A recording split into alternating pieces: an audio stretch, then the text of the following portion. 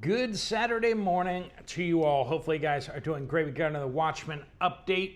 Impact of the Hormuz oil crisis is growing by the day.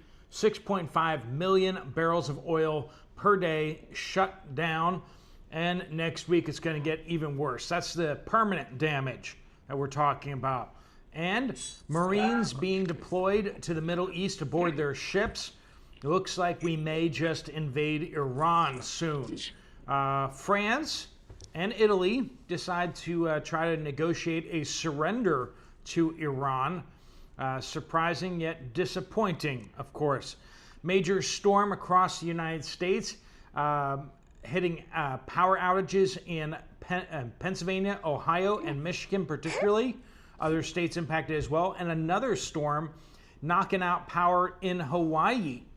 We got 4 states across the Midwest closing interstates to trucks due to high winds, and a large meat packing plant is going on strike. It will impact prices at the stores. We got that and a whole lot more. Let's get into it. Welcome to the Poplar Report. I'm Steve Poplar. I'm an accountant by trade, and these are your updates. If you have something to share, make sure you use that word update somewhere in your comment.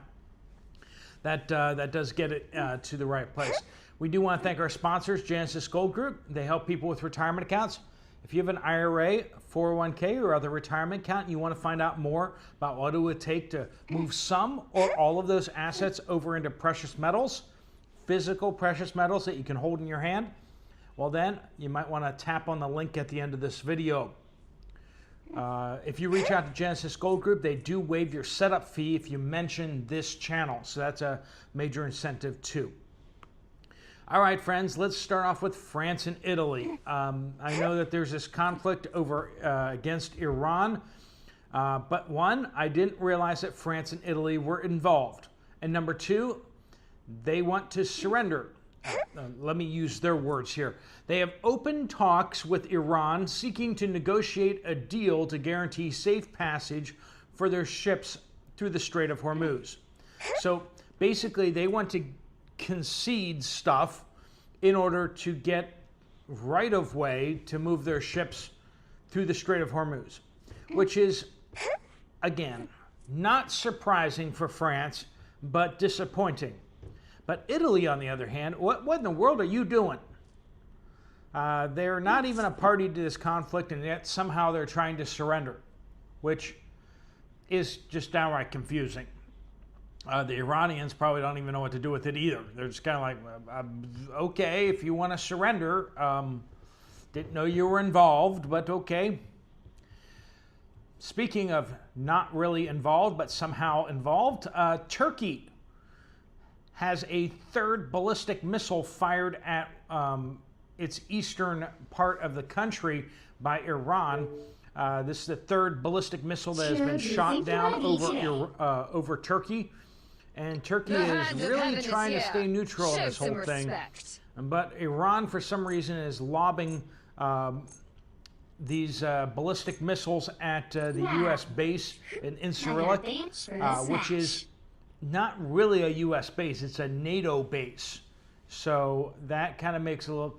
And the other problem with that, too, is that the United States stores nuclear weapons there.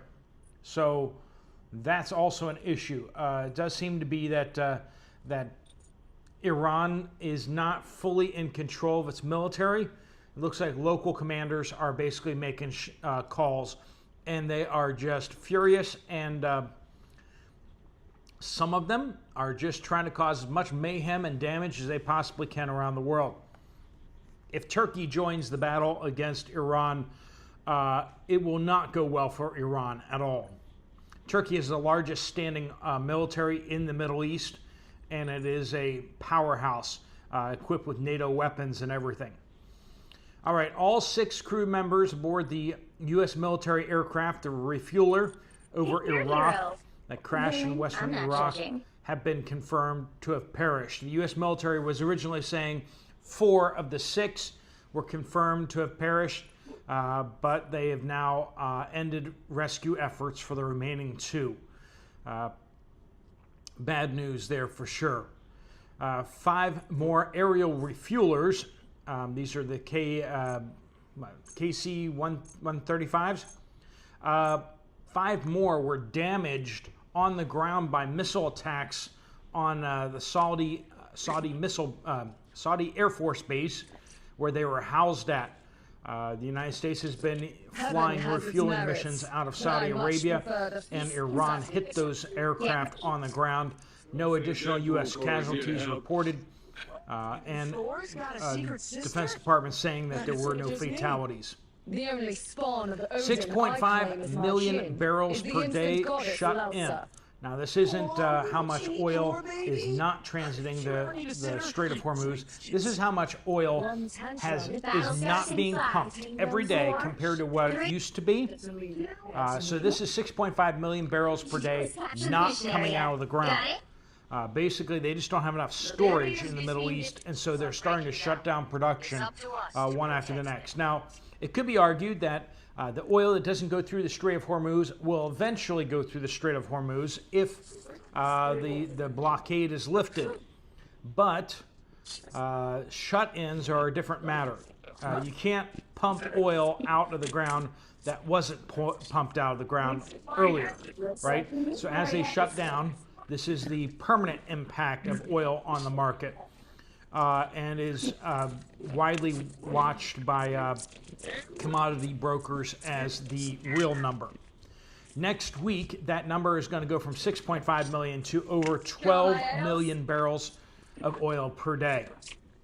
Shut in, completely not being pumped out of the ground, not going into storage units. It's a big deal. All military targets have been destroyed on Karg Island, according to President Trump, raising the prospect of a U.S. ground invasion, making that a significantly more likely prospect. Also, what makes that a more likely prospect is the 31st Marine Expeditionary Unit, consisting of over 5,000 Marines and sailors, have received orders to head to the Middle East. The 31st MEU is currently operating near Japan aboard the USS Tripoli, amphibious assault ship, and the USS San Diego and the USS New Orleans. These 3 ships have been ordered to the Middle East with the 5,000 Marines and sailors aboard. That is going to raise some concerns amongst a lot of people that we might be trying to take Karg Island. Karg Island has all of the oil loading terminals for Iran. Basically, almost all of Iran's oil that gets exported goes through Karg Island, and it looks like President Trump may be considering taking that island as a permanent penalty on Iran.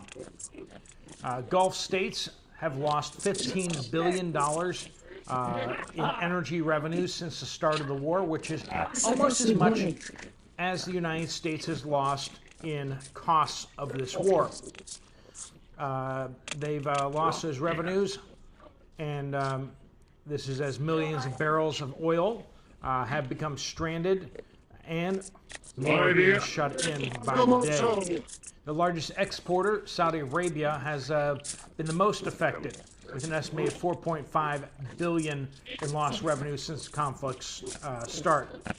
Now, a lot of people are saying, well, Saudi Arabia can just pump that oil across the desert in their pipeline, and they are pumping some of it across the pipeline.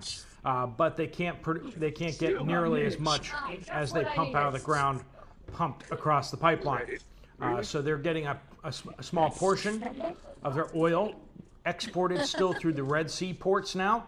But the problem is we are waiting to see if the Houthis decide to start closing their Bab al-Mandab Strait. That could cause things to get even more squirrely. And in other interesting news, protesters in Cuba have stormed the local Communist Party office and burned it. Apparently, people are getting upset with the government of Cuba. We also have reports from the Cuban government that they have entered into negotiations with the Trump administration. So we have Cuba potentially looking at making peace with the United States, and if the United States can get Cuba to switch sides and become a U.S. ally as opposed to a U.S. enemy. That could be a very big deal there, too. SDB says Mishawaka, Indiana. High winds, very high winds, Indiana and Michigan. I'm here in Mishawaka, Indiana, and my residence is shaking. We got Joyce. Windstorm hitting in Washington State yesterday as well. Lots of schools are out for the day due to power outages. Now, Washington State is by and large back online power-wise, at least from what I just saw from poweroutage.us, which is a great resource there. We got Northern Nancy says southeastern Wisconsin has a high wind warning from 4 a.m. to 4 p.m. Power outages starting already. It's I am not sure what you mean, but thank you. Any chance you could hook me up with Agatha Harkness? She's just my type. The battle starts in 5, 4. Ladies and gentlemen, welcome to the Tim Dillon Show. We are here. Spring has sprung. We have the spring background. I believe that is the Tulip Festival in the Netherlands. And a beautiful statement of spring and of hope, of new life. And I'm very hopeful and I'm very positive, and I don't care how bleak it gets. I believe that things are going to get better. I like this new leader. By the way, I'm bullish on this new leader. I'm gonna have a little trouble pronouncing his name, but he's because, by the way, I was always saying Ayatollah Khomeini, but it's Khamenei or something. I just realized that. But oh boy, here we go. Mojtaba Khamenei. I'm bullish on him.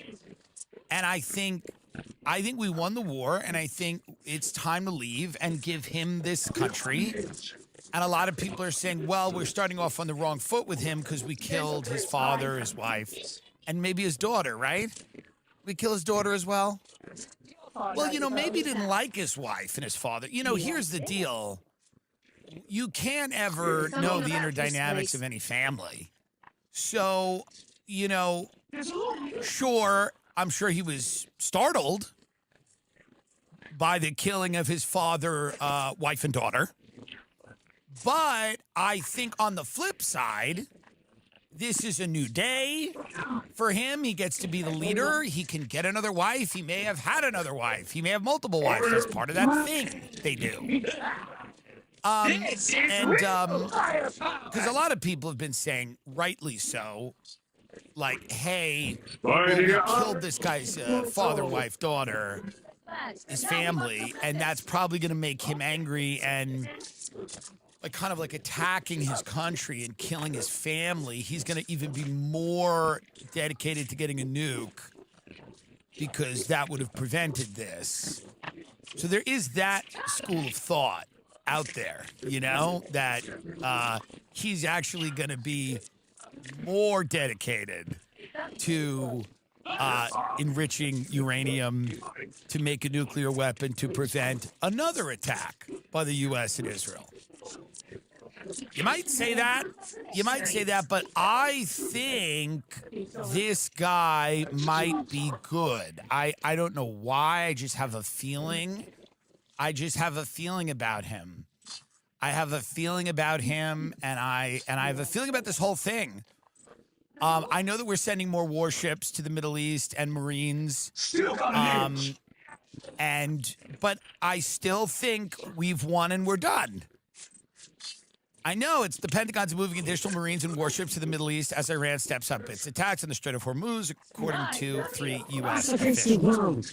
I still think we've won, and I think people should communicate to Donald Trump how much we've won, how glorious this victory has been for all of us, how exciting it's been to see this, how grateful we are for this, and that we should now just go home and think about it as a great, glorious memory of the past.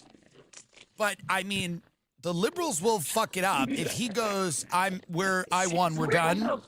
The Democrats will be like, you didn't win anything. You actually lost. And he'll go, you're all right, and then nuke everyone. So whatever this man needs to hear, really, whatever this guy needs to hear, he's at the end of his life. He's endorsing Jake Paul for president. He doesn't care what happens next. That's the thing with Donald Trump. He doesn't really care what happens next. So whatever this guy needs to hear to get him out of this war, tell him. Tell him that. Whatever this dude needs to hear so that he can get us the fuck out of there, because this is, and listen, obviously we all support the U.S. military. That's why we don't want them dying for literally no reason in Iran, unfortunately. Now, I know people will attack me for saying that. They will say, well, you're dishonoring their sacrifice. What I'm saying is that if we get a crazier leader than the one we had before, I don't get it. But Trump is just kind of on a farewell tour. And take a look here. He's endorsing Jake Paul for political office. And you really have to think to yourself, we do deserve everything we get as a country. You know, like we really do deserve it. There's certain things that people get in their lives they don't deserve. You know, somebody gets sick or whatever. You get in a bad car accident. But, you know, this country deserves everything we get. Everything we get, we really deserve. I don't know how much of it anymore can be blamed on outside forces, you know, or even these billionaires that are, we know, evil and bad, a lot of them. I'm just happy to see But you. the common person here also is unfortunately really sadly culpable in a lot of this. You know, the people that are cheering on this war in Iran have no fucking clue why we're there. They don't care. They're happy to just see violence. You know, they're happy to see things blow up. They're at a bar in Florida. They're excited about the Ayatollah getting whacked. They don't know why. They don't know what Iran did to them. They're just happy to see violence and chaos. And those are the people who are culpable for what this country is going to get. Make no mistake, we're going to get it. What this country is getting, those are the people who deserve it. Those are the people who deserve it. When the gas spikes and we're no longer in the Middle East because we were thrown out of the Middle East because Iran attacked all of our bases, we didn't defend them, and a lot of these Gulf states don't want much to do with us. When all of that happens, and when Israel's the regional power there, and becoming a global power, again, this is out of Netanyahu's mouth. When all of that happens, the people that cheered this on from their backyard in Long Island without a goddamn thought as to why we were doing it, it just felt good to them. It was a way to own the libs by sending troops into a Middle Eastern country. These people are all hopped up on pharmaceuticals and French vanilla coffee creamer, and they have a bloodlust that is insatiable. The suburban American has a bloodlust that is absolutely insatiable. Nothing is enough for these people. Nothing is enough. We're becoming a sexless country. We're a joyless country. Our only joy is in exporting violence and sitting back and watching it. It is the only thing that unites people and gets them excited. They all have a bloodlust, and they want things to blow up, and they want people to get hurt, and they don't care that we bombed a school of Iranian children. They don't care that a Tomahawk missile ripped through a school and killed 165 people, many of them between the ages of 8 and 10 years old. They don't care because many parts of this country are a moral black hole. They are a moral black hole where there is no morality. They're amoral. You say, well, maybe they have bad morals. No, no, no. They have no morals. They're a black hole. Those are the people that are cheering on what's happening right now in Iran. They cheered on what happened in Iraq. Okay, 20 years after that, everyone in this country has less money on average. People do not own homes. People still don't have health care. People are in no better position financially than they were, except the top tier. And those are the same people that cheered that on. They're cheering this on. And here's the president now endorsing who I believe and I called this years ago. I said, Logan Paul, but it'll be Jake. But I imagine that is what will come next. That is the inevitable next move here is this. Got us. Trump's got us. God bless. Love you, Kentucky.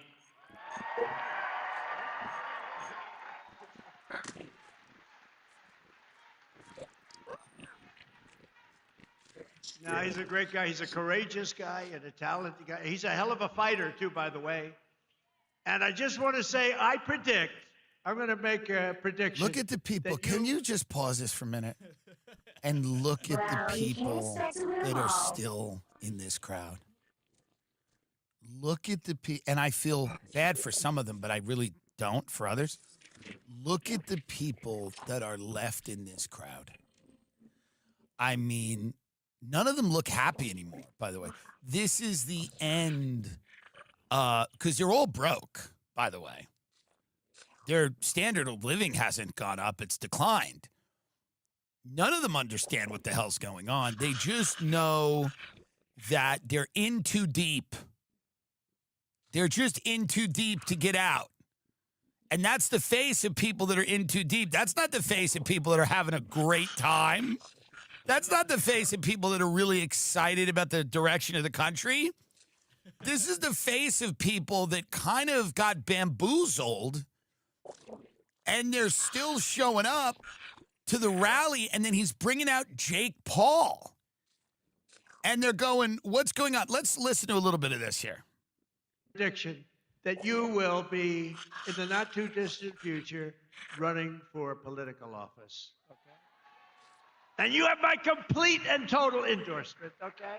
So they clap. The people in Kentucky clap in a very defeated way when Trump says about Jake Paul, he goes, you're going to be running for political office. And then some of the people in Kentucky start clapping, and they're happy about that. Let me ask you a question. I like Jake Paul.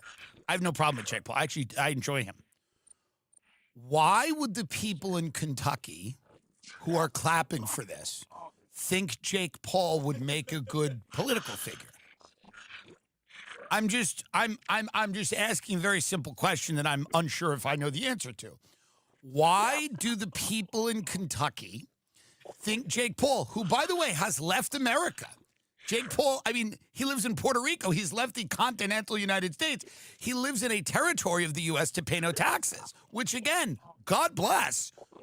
But the people in Kentucky, it's so puzzling me when Trump goes, I want to hear that again. Bring it back again that you're gonna run for political office. I just want to say, I'm going to make a prediction that you will be, in the not-too-distant future, running for political office. Okay? And you have my complete and total endorsement, okay? No, that's what we want. He's an incredible guy. It's a mixed reaction. You know, there are people that are clapping for it, and I question their sanity. Again, I don't know why they think he would be a good political figure. I don't know. But this is very interesting because the people behind him now, a lot of them are really not, it's not exciting anymore. It's not fun. This is, you've been at a party too long. You know, I have friends that have been at the party too long here with him. And the thing about Trump's entire thing is the party's never about you. It's his party. And you know, when you first get there, it's fun. It's like hanging out with a rich kid, where in the beginning it's really fun because they're excited to show you everything and let you use some of their toys. But then eventually the rich kid's like, well, this is all mine. So when are your parents picking you up? Like, you know, that's where we're at now in the MAGA cult movement. You still have the 5D Chaz QAnon people who are permanently schizophrenic. There's nothing to be done for them. You have people like I know, friends of mine who like live in Florida and are just completely out of it and truly are kind of moral. Again, a black hole. You know, they just don't care what he does. They just like him and they're not paying attention. They're not paying close attention. And, you know, and then you have, you know, some of these people that are standing here behind him, you can really tell by their face that they have been at the party for too long and it's not fun. You know, a lot of these people go back and work at a rest stop after this. And I'm not saying anything negative about people that work at a rest stop, but make no mistake, a lot of them will go back and work at a rest stop in Kentucky. It's not a fun job per se, right? So they're here to celebrate him and Jake Paul and all these people. And then they will leave this rally and they will go to their house and they will change into their work clothes and they will work the graveyard shift at a rest stop. And they will tell their friend at the rest stop that they saw Trump. They went to the rally. And their friend will be like, yeah, what'd he say? And they'll be like, yeah, he's not that funny anymore. Like, Jake Paul was there. You know, this is what it's becoming. You know, it's becoming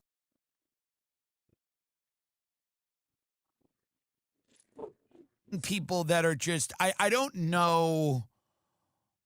I don't know what any of them are getting out of it.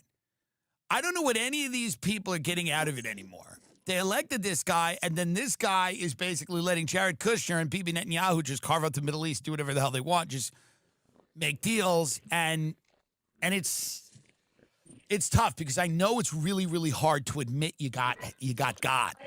As queen of the 10th realm, It's really difficult to admit that. Almost no one can admit.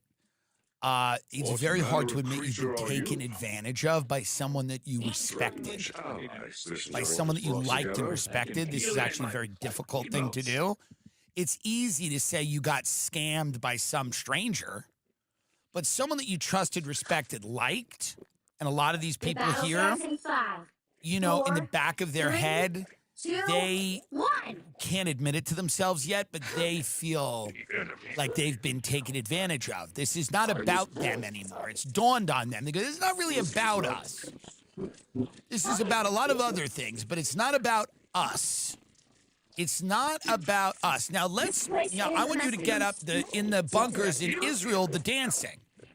I want you to compare a group of people who aren't getting what they want with a group of people who are getting what they want, and the difference between the way that they react to it.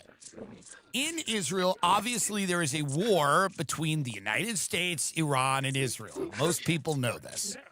And Israel's dealt with terrorism for a long time. They've been at war with all of their neighbors forever. So they have bomb shelters. Underground bomb shelters, bunkers that they got 3 tanks, bro. We need to get some out of the air. Like raves in them. They're having like parties. They're enjoying themselves. And many people hey, that's in bad taste. American servicemen are dying. By the way, people in the IDF are dying. Their own brothers and sisters are dying. Americans are dying. Iranians, children are dying. And that being in a bomb shelter, you shouldn't have a dance party in the bomb shelter. That's what some people would say. But I just want to show you, this is when people get what they want. In the streets. This is how they act, because this is the war that Israel wanted. They wanted Iran gone.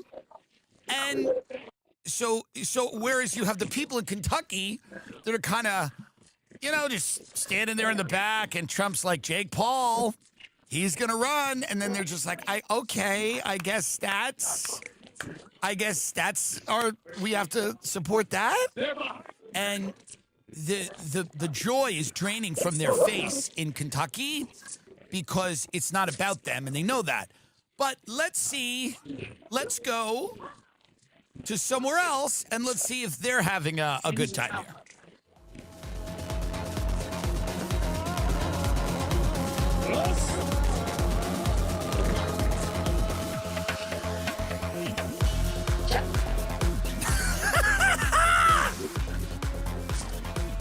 So now this is the vibe when things are good.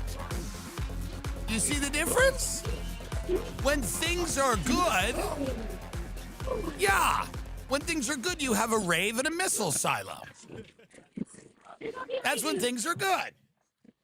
Because let's give credit where credit is due. Israel's got us into this pretty much. Again, that's from our own Secretary of State. And they're getting what they want. They're getting what they want. So why not throw a party? Nobody's throwing a rave in Kentucky. Nobody's throwing a party standing there behind Donald Trump and Jake Paul. Nobody's doing that because they're not getting anything out of it. They're not getting a goddamn thing out of it. So many people I know are using Nutrafol, and they are loving it. It's a hair growth supplement, and it's tailored to men at every age because the root cause of hair thinning changes over time, and your routine should too.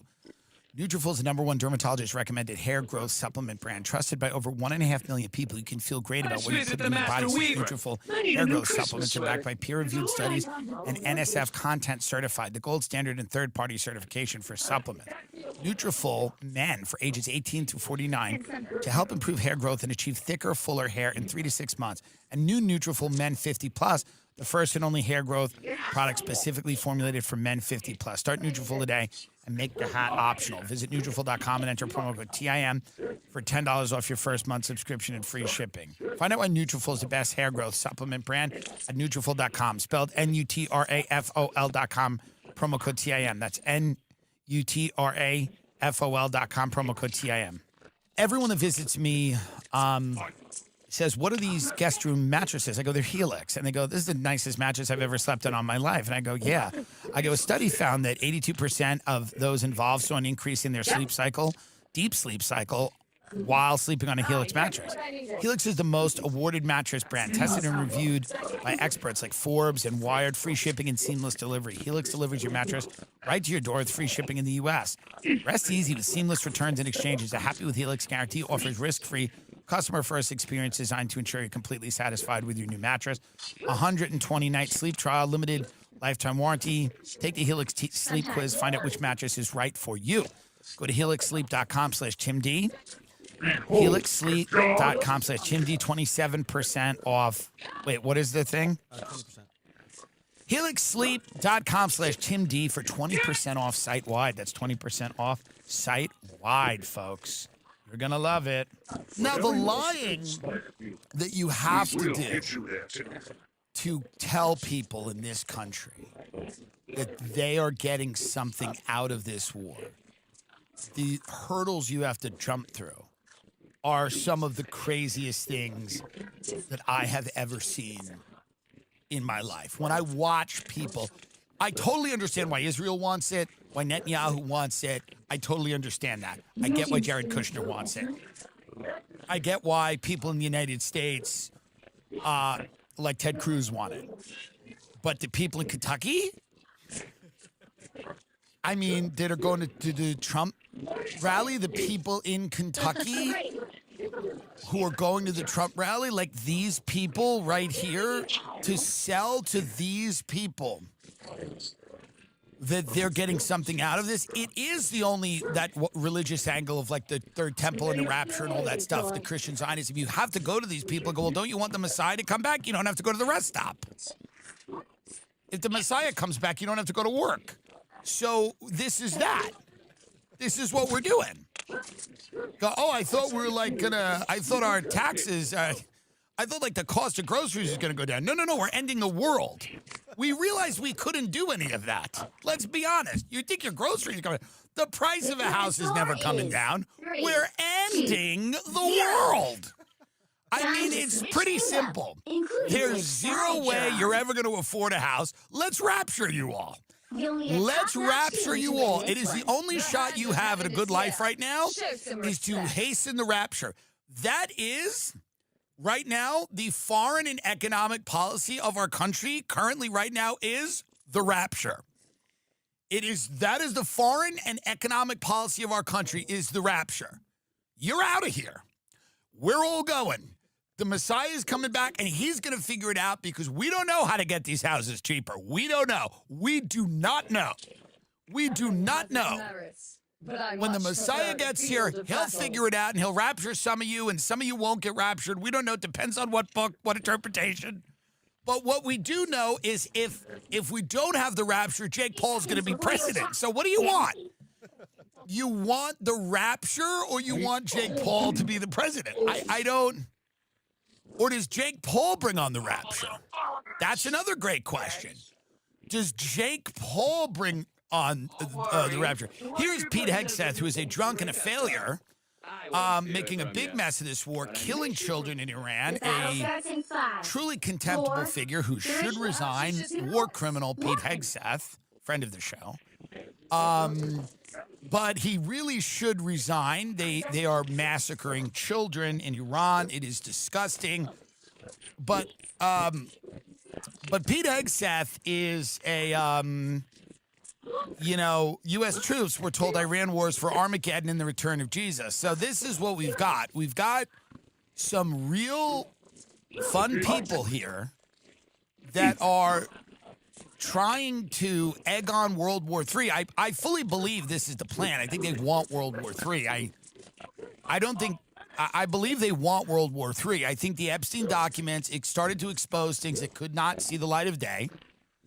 I think this economy is in much deeper trouble than people think. And I think that this is the plan. The plan is like we need some kind of prolonged conflict to sink a bunch of people, money, and sadly lives and things like that. And sometimes. Let's take a break from this for a minute because I do want to cover these Dubai influencers' life of luxury interrupted by Iran strikes. You know, Dubai, which we've talked about on this show as, it's the fun kind of, tax haven for international criminals. A lot of people from the UK and America and all over Europe have gone to Dubai, have fled to Dubai over the past few years. Now all of those people are experiencing trauma because a lot of the luxury hotels that they are living in are blowing up. So imagine going to Dubai to just not pay taxes, to just be rich, to just kind of divorce yourself from any commitment to your fellow man, to your nation state, going to Vegas, and I have no problem with Dubai, but going to a Vegas-like paradise designed for you, kind of a morally questionable rich person that just wants to live out the rest of your days in a tranquil tax haven, and then a war breaks out. Take a look here. These are the Dubai influencers dealing with this. I'm actually so scared. I'm in JDC right now, and I can see... Oh, no. Not meant to be happening here. Can everyone just chill out? The biggest concern is that people, I don't want anyone getting hurt, you know what I mean? I've been hearing loud explosions sort of like in the background all day. Now, stop that for a minute. When she's like, it's not meant to be happening here. Because she's like, this is not that Middle East. This is not that Middle East. This is the Middle East with the Eggs Benedict. This isn't that Middle East. This is the Eggs Benedict Middle East. And she is standing on her balcony watching missiles. And they say that Dubai is finished now. I don't know if that's true, but they say that a lot of these expats are never going to go back, that they've been so traumatized they're unable to handle it, but they feel vulnerable now. They don't feel safe in this tax haven of international criminals. That's the thing. The thing about Dubai, it was a safe place for international criminals. And when that veil of safety is pierced, it's very hard to get it back. Why should international criminals have to deal with any type of insecurity? They have families, international criminals. They absolutely have families. So if you go live in Dubai to launder money, to shield yourself from the laws of your home country, to escape warrants, whatever, you go in there to have a good life. You want to have a good life with your family, who you left your home country because you were wanted. And you went to Dubai to live in a place that allowed you to operate a business, in a questionable way, and just chill. Like she said, why doesn't everybody just chill out? And now you're sitting there and there are missiles coming in. There are missiles coming in. And all of the narco traffickers, human traffickers, Bitcoin scammers, hustlers, all of these people, all of the legacy institutional money, all of the stuff that is escaped and went to Dubai is now having to face this crisis where their luxurious life of crime is being upended. Let's watch a little bit more of this. Oh, like the sound, it shakes the windows. I don't know how to explain it. It's like the weirdest sound ever. And now I'm seeing this is not fun, guys. We're supposed to be in the safest place. Like, right. I mean, this is just like that. I love the UAE. I love being here. I feel so safe all the time, and now I can see it. Like, please, just stop. Yeah, I mean, they're unhappy. They're unhappy, and there's nothing to be done about it. And this is going to. Oh no, what's happening to her? What's this? Oh dear. It's 8:20.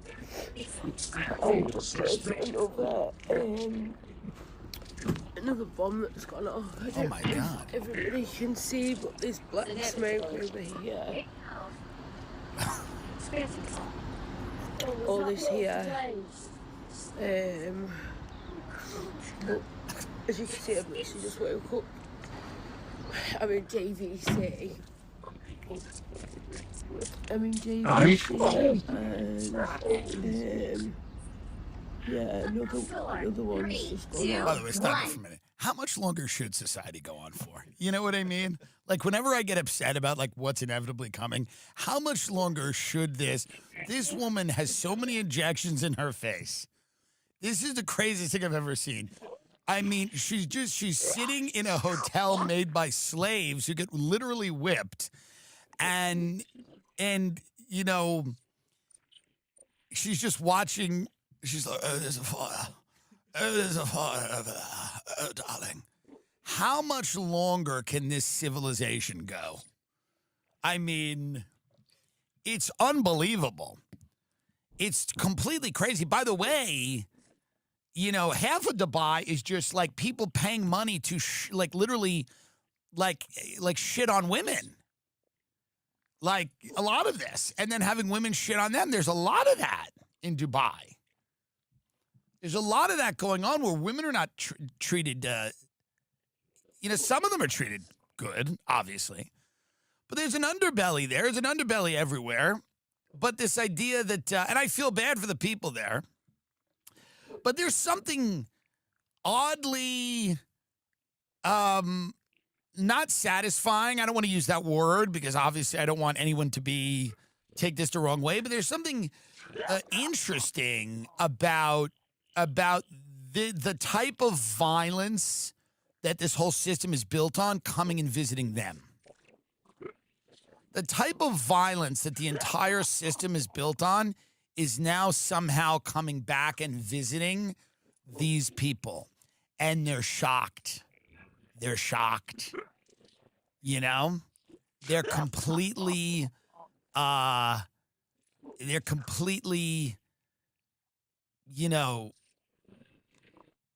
like beside themselves that the type of violence that we've been watching on screens for a very long time is actually now in their physical reality. And they're like, what? The hand of There's heaven a is bomb here. over Show there. some respect. There's a missile over there, darling. Darling, there's a missile over there, darling. For this match. Let's watch a little bit more of her.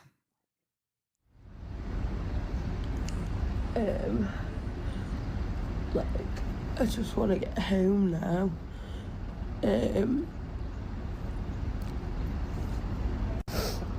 I don't know where it's been hit and stuff like that because Right. people are saying loads of different things. So, Yeah, well, we wish them well. We really do. We wish them well. I mean, I hope the influencers in Dubai find their way back to wherever they're going to go. Ethos, it's so important. Making life insurance fast and easy, 100% online. You can get a quote in seconds, apply in minutes, and get same-day coverage. There's no medical exam. You can just answer a few simple health questions. You can get up to $3 million in coverage.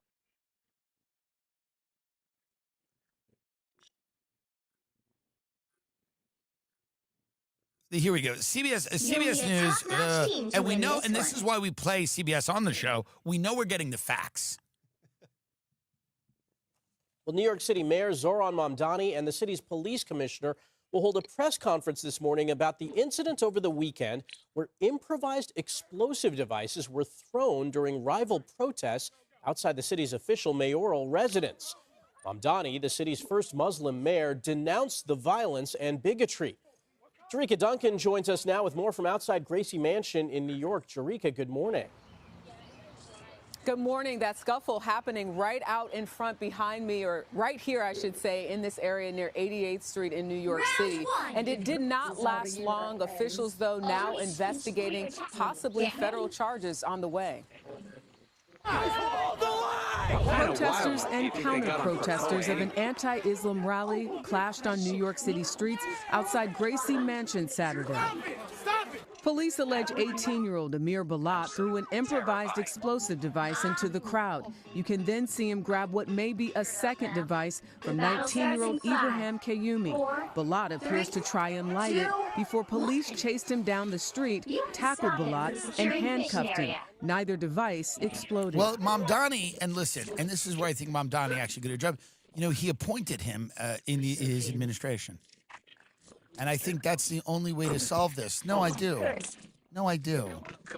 And I think it's nice that Mamdani basically was like, this is a troubled man, and really what he needs to be doing is working for the city and not against it. So Mamdani, those two guys who were throwing explosives, Mamdani they're now working for the mayor, Zoran Mamdani, at City Hall with his wife. And we'll see what's going to happen with all of this. You know, there's too many kids, there's too many people in this country right now who are like sloppy terrorists, like ineffective you know what I mean? Like embarrassing terrorists. Like we have too many like incompetent goons that they're like barely terrorists. They're all like theater kids. Everyone's weirdly become a theater kid that can't do anything. Now, I'm not saying terrorism is good, and I'm not saying that we should be encouraging it at all. I abhor terrorism and all violence. But, I mean, it is kind of like, I mean, could these guys even get on the plane in September? Like, would they even be able to get on the plane? Like, it's just, they're so wildly, look at this goon. He doesn't, look at him. You don't know the cops are that way? You didn't know they were coming that way? Look at this. Look how stupid that, look at this. This is crazy. This is insane. These are incompetent, idiot terrorists. And I'm not saying that they should become better at terrorism, but there's something embarrassing about watching people become terrorists that are so buffoonish that I'm just embarrassed on so many levels. I'm embarrassed they're terrorists, and then I'm embarrassed that they can't even do anything. I'm so embarrassed on so many levels for our country at all times. I don't even know what to do. I don't even know what to do anymore. And these synagogue shootings are horrible. And anyone who's trying to show up to a synagogue or listen, all of this stuff is incredibly negative and evil and any type of identity politics has always been my least favorite thing because it robs people of the only thing that makes them interesting, which is their humanity and their personal story, like what somebody overcame in their life or where somebody's from or what their passions are, what their interests are, whatever. All of that to me has always mattered a lot more than people's identity, their race, religion, sexuality, none of that, age, whatever. Identity politics to me is the full breakdown of civil society. It's tribalism, it's sectarian conflict, it's people throwing grenades at each other in the street, it's people attacking each other's places of worship. It's the degeneration of civil society. It's the opposite of civil society.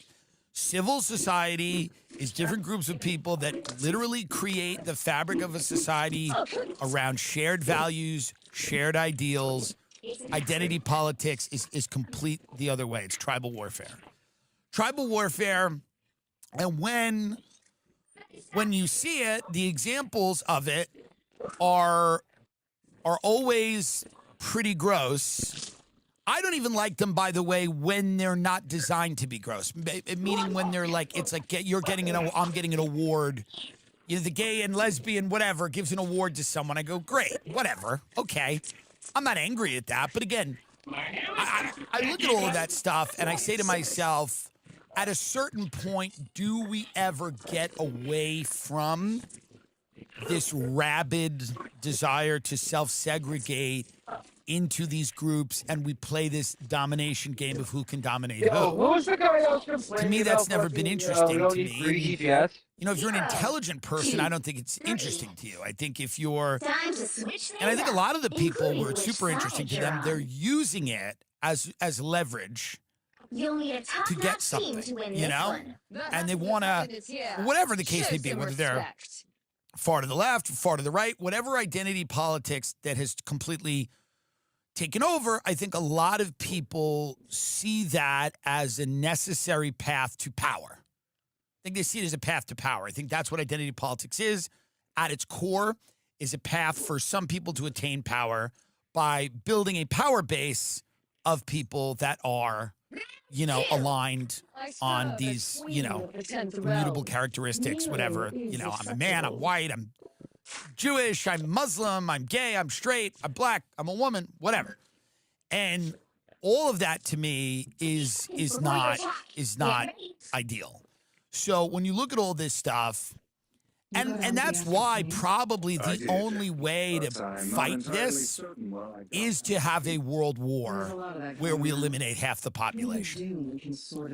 And I've thought about it, and I think, unfortunately, what I've come to is that in order to kind of reverse the tide and get people to remember what is important, we have to have a world war where we eliminate 3.5 billion people. Together. I don't think that there's another way to do it.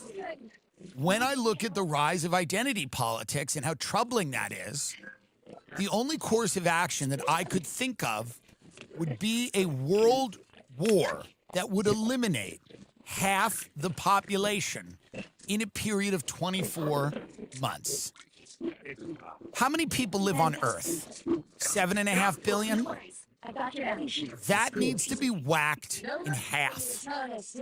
Population data of Earth, 8.3 billion people. 4 billion of those people need to die in the next 24 months. And I don't say this lightly, and I don't say this to try to be a negative a Debbie Downer, whatever. I'm saying quite accurately, and I think this has been decided. I don't think I'm breaking news. 4 billion people will have to be killed over the next 24 months so that we can finally start to get back to what matters here. And I think that's the only way to do it. I thought about it in different ways. I thought about, like, you know, it's like, well, we could make turkey more affordable. What are we doing, you know? Eliminate half the population in a global war. A global war. I mean, a James Cameron Avatar-style war where 4 billion people are vaporized. We're going to use nukes. We're going to use nuclear weapons and hypersonic missiles and hydrogen bombs. And large swaths of the planet are going to be uninhabitable for a period of time. But not all of them. Not all of them. In fact, lots of the planet will be just fine. And there's a lot of underground bases that people have been kind of getting ready for this type of event. This is the type of reset we need. Again, I don't want people to get mad at me for this, because every time I say this, when you go to dinner with people and they say, what do you think happens? And I go, I think, quite honestly, we have to eliminate half the world's population in the next 24 months. You would not believe the attitude that you get. Judge, truly, the judgment. And I don't want any of that. I'm simply telling you that with 8.3 billion people all doing their own thing, that's kind of run out. But we can't kill everyone, so we need to eliminate half. And listen, am I open to more than half? Yes. Yes. 8.3 billion people.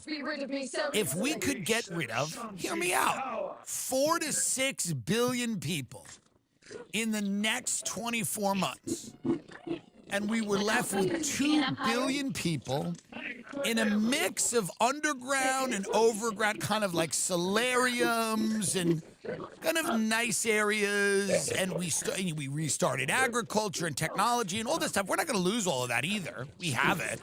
But we just, you know, raw materials-wise, just really kind of eliminated many of the people on the globe, 4 to 6 billion people. And how would we do it? A nuclear war with China immediately. Not immediately, but within a month. And we do a nuclear war with China. Europe will be destroyed, we'll be destroyed, they'll be destroyed. It would destroy most of life on Earth. You know, and that would just, again, this would be a kind of nice reset. And listen, 5 years from now, the people that are left, and it's not going to be all of us, the people, it might not be me, but the people that are left are going to really appreciate, because no one, at that point, when literally half to 3/4 of the world's population was just vaporized, incinerated, died horrible deaths. I mean, people walking around, glowing green, nuclear, you know what I mean? Bad. Once that happens, on the other side of this, people are really going to come together. And they're going to realize that, you know, there's enough resources for everyone. Then, not now, then they will realize, because there's enough for all of us. There's enough for all that. And it's going to be amazing. But we just have to get on with that. And I know that's going to be a period of hardship for a lot of people. And my heart goes out to most of them. And it will require the near destruction of all life on Earth.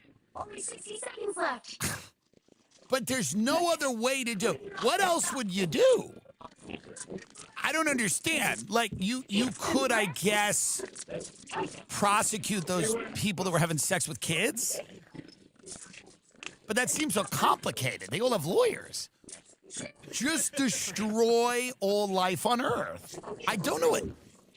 The housing market's so artificially manipulated. A nice deep freeze. Making homes affordable again, it's really not that easy. And then the boomers are going to get mad because they're going to go, oh, my money's in my house. Why are you stealing my money? So you want them mad at you? Just destroy 6 billion people. If you do that, on the flip side, people are going to be a lot happier. I don't know what else you could do. You could honor international law and different bodies and try to come up with diplomatic solutions. 1, 2, I mean, I 3. guess you could theoretically use technology as a way to bridge the gap between people and educate them. Or, very simply, we could destroy all life on Earth. And I think that's the plan. I think that's the plan. I don't understand the other plan. I think it's very simple to just basically make a decision and stick with it. You know? Make a decision and stick with it. Just do it and stop talking about it. And then on the other side of that, everyone left on this planet is going to be happier, wealthier, smarter, more interesting. Do you realize how much more interesting people are going to be when they've lived through what we're about to unleash? Oh my God. And people you know are going to go, and you might go. But think of what's coming, because what's coming is such a beautiful rejuvenation. It's, no, I mean, literally think of it. And if you think they're not having these discussions, you're mentally ill. If you think people aren't saying what I am saying right now, you're crazy.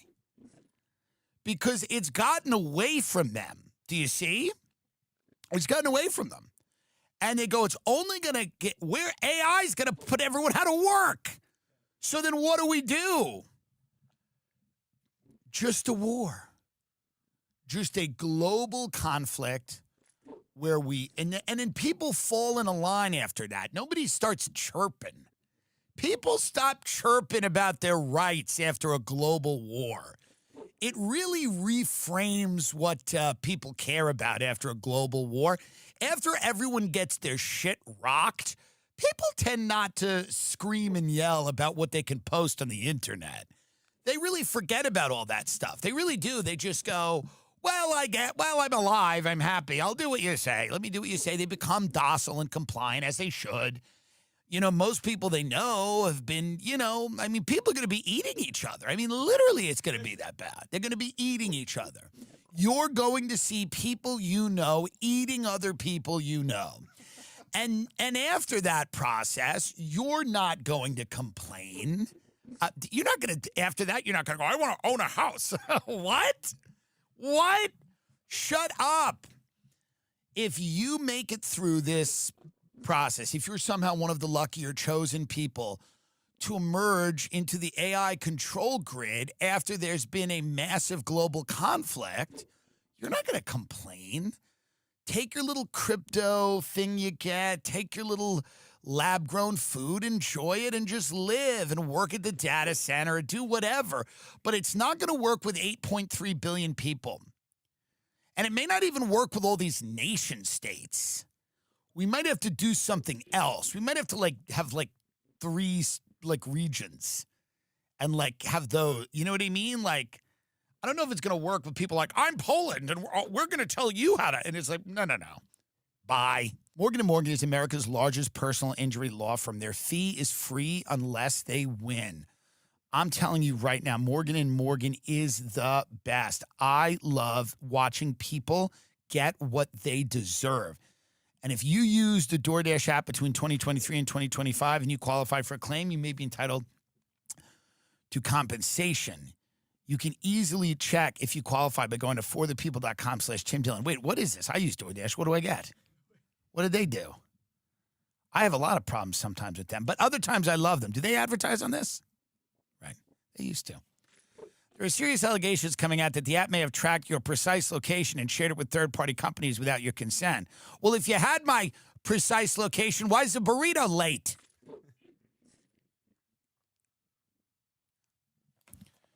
But if you had my you can easily check to see if you qualify by going to forthepeople.com. Sue DoorDash and get that money.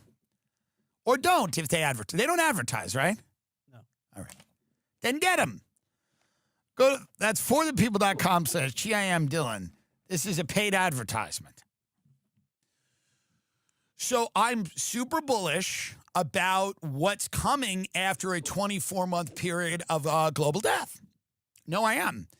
And spring has sprung, and I am. I will not be, no, truly, I'm not going to be one of these people who's a doom and gloomer.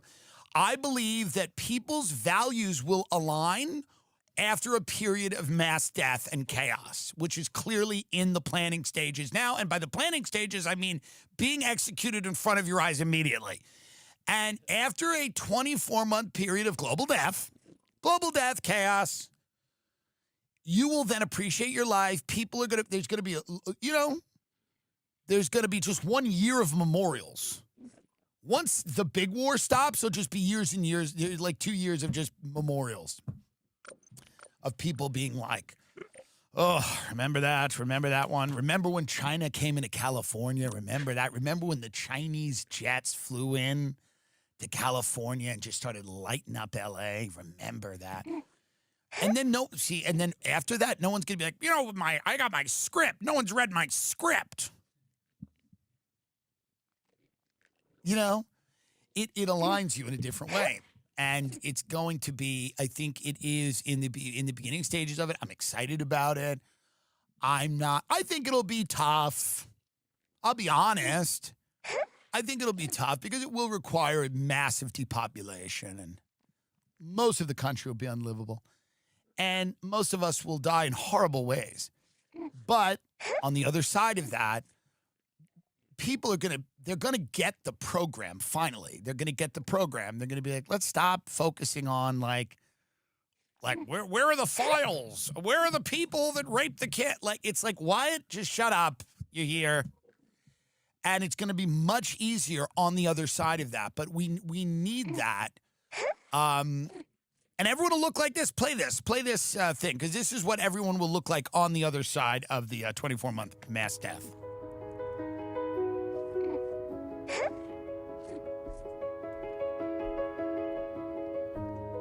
I live in a luxury condominium in downtown Miami, the Penthouse. This kid seems so sad.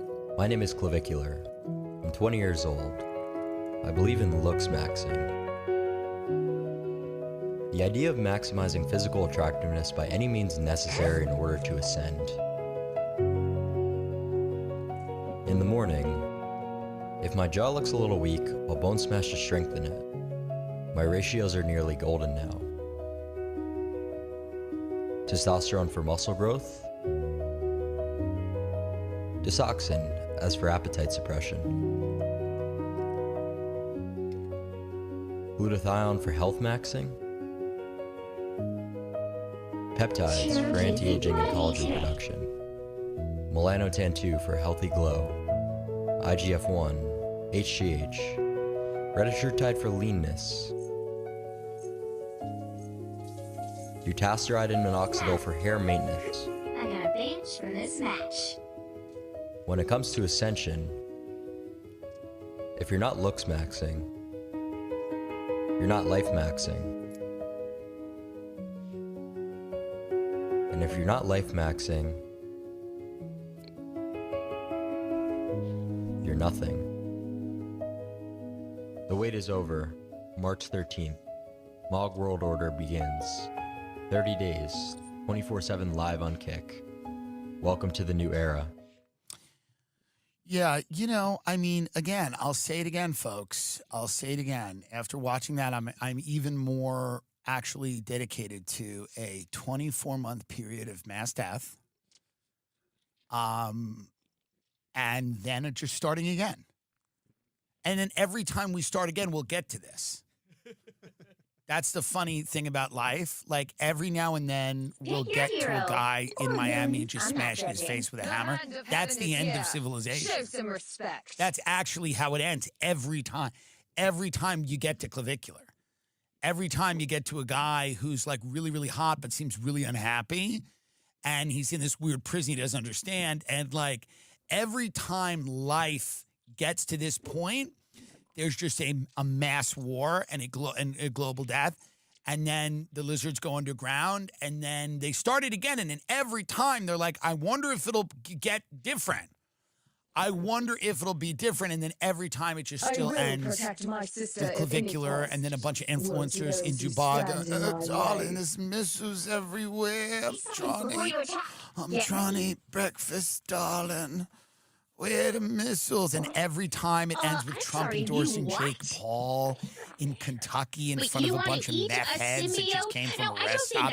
Every time it goes take out the bad guys. and then every Then time when we Richard get to bring this out the point, when launch Trump roster. endorses Jake Paul, that's the real red heifer, by the way. That's the real third temple, is Trump endorsing Jake Paul in Kentucky in front of a bunch of people that are trying to save up money so they can try the big arch, okay? That's the real third temple, is that right there. Every time that Trump endorses Jake Paul, we've reached the end of civilization. And then it starts again. And the aliens are shocked. They go, we don't know why it always ends this way. They go, we wish it would go somewhere else. But it doesn't, because it's what the people want. It's what the people want. So, eventually it's like the Begonia movie. Or those aliens like, well, we'll just pull the plug on this planet eventually. But this is kind of a Sumerian mythology thing where it's like it does keep starting over, and then it keeps getting to this point. We feel like we're near the end. I don't know if we are or not, but it certainly feels that way. And it's at this point when people realize, because here's the theme of this whole episode. Most of these people don't want to be alive anymore. They don't even realize it. None of that stuff, and I'm all for people being hot and in shape and whatever, but none of that stuff that kid's doing, none of that is life in any conceivable way. These people that don't have a pot to piss in, watching a billionaire endorse a multimillionaire for president, this is not life, and you can see it on their face. These influencers in Dubai who are sitting there in a slave-built hotel watching missiles rain down on their cabanas, and they're like, oh, I just want to go home. It's not supposed to be happening here. That isn't life. So life always gets to a point where it's not life anymore. That's what we've learned. Life always gets to a point where it's no longer life. And at that point, everyone's just going through the motions, waiting for something to take them out of this, some force greater than them to take them out of it. And that's the point that we've gotten to now, where everyone's walking around and everyone's kind of going, why are we still doing this? Why are we still doing this? And that's when I think a force greater and larger than ourselves tells us, well, you're not going to be doing this for long. Bye-bye. Donald Trump has walked right into a death trap of his own, making a global economic catastrophe the same way Donald Trump bankrupted his casinos. He's doing it now with the United States economy and the global economy caused by his unlawful and disastrous war against Iran. There was a moment when Treasury Secretary Scott Bessent this past week was doing that interview with Sky News. He was spewing the Trump propaganda and saying, there's no cost that I would be worried about when it comes to this war against Iran. Donald Trump should be able to spend as much money as he wants. I will endorse it all. Or you have a Bessent saying, we obviously knew the Strait of Hormuz was going to be blocked by Iran. We prepared for this. We wanted this. When he was spewing all of that propaganda, he got a call from Donald Trump in the middle of his interview with Sky News, and it looked like he saw a ghost. It looked like he literally saw a ghost. I'm going to show you that video in just one moment. Then he goes back to the interview and he can't even speak in sentences because behind the scenes, things are going down that are deeply, deeply worrisome. And Bessent knows it. He knows what he and Donald Trump have just unleashed, this economic death spiral, the same way Donald Trump has bankrupted casino after casino. Just look at what Bank of America is saying right now, right? A fairly conservative financial institution that doesn't usually release hyperbolic headlines, okay? Here's what they said on Friday. The markets are starting to look like the run-up to the global financial crisis. Now, what about the S&P? What are they putting out? Donald Trump's war in the Middle East could have long-standing effects on the U.S. economy and credit conditions. Now, let me show you when Treasury Secretary Scott Bessent got a phone call from Donald Trump during his interview with Sky News. He left in the middle of the interview. Let me show you what went down. Let's play this clip. I listened to you on the... Sorry, the president wants you. Oh, okay. Okay, no problem at all. See you shortly, Mr. Secretary. Mr. Secretary, I have to say, it's a first, I'm sure a last as well, that an interviewee has been pulled away to go to the Situation Room. How was the president? Was he stressed? No, the president is in great spirits. The Iranian mission is proceeding well ahead of schedule, and I have to tell you, Wilf, that I have a teenager who's considering military service, and I could give this team my highest compliment from President Trump to the head of the Joint Chiefs to the Secretary of War. I would say that I would trust my child's life in their hands. Now, before he got that call, I just want to show you some other stuff that he was saying during that interview, where he was like, it was always part of our planning. This is what he's been telling people. It was always part of our planning that the United States would have to deal with the Strait of Hormuz being closed. That's just what we knew was going to happen. We always thought we need this international coalition to escort the tankers. Okay, well, then why would you tariff the entire world and turn all your allies against you?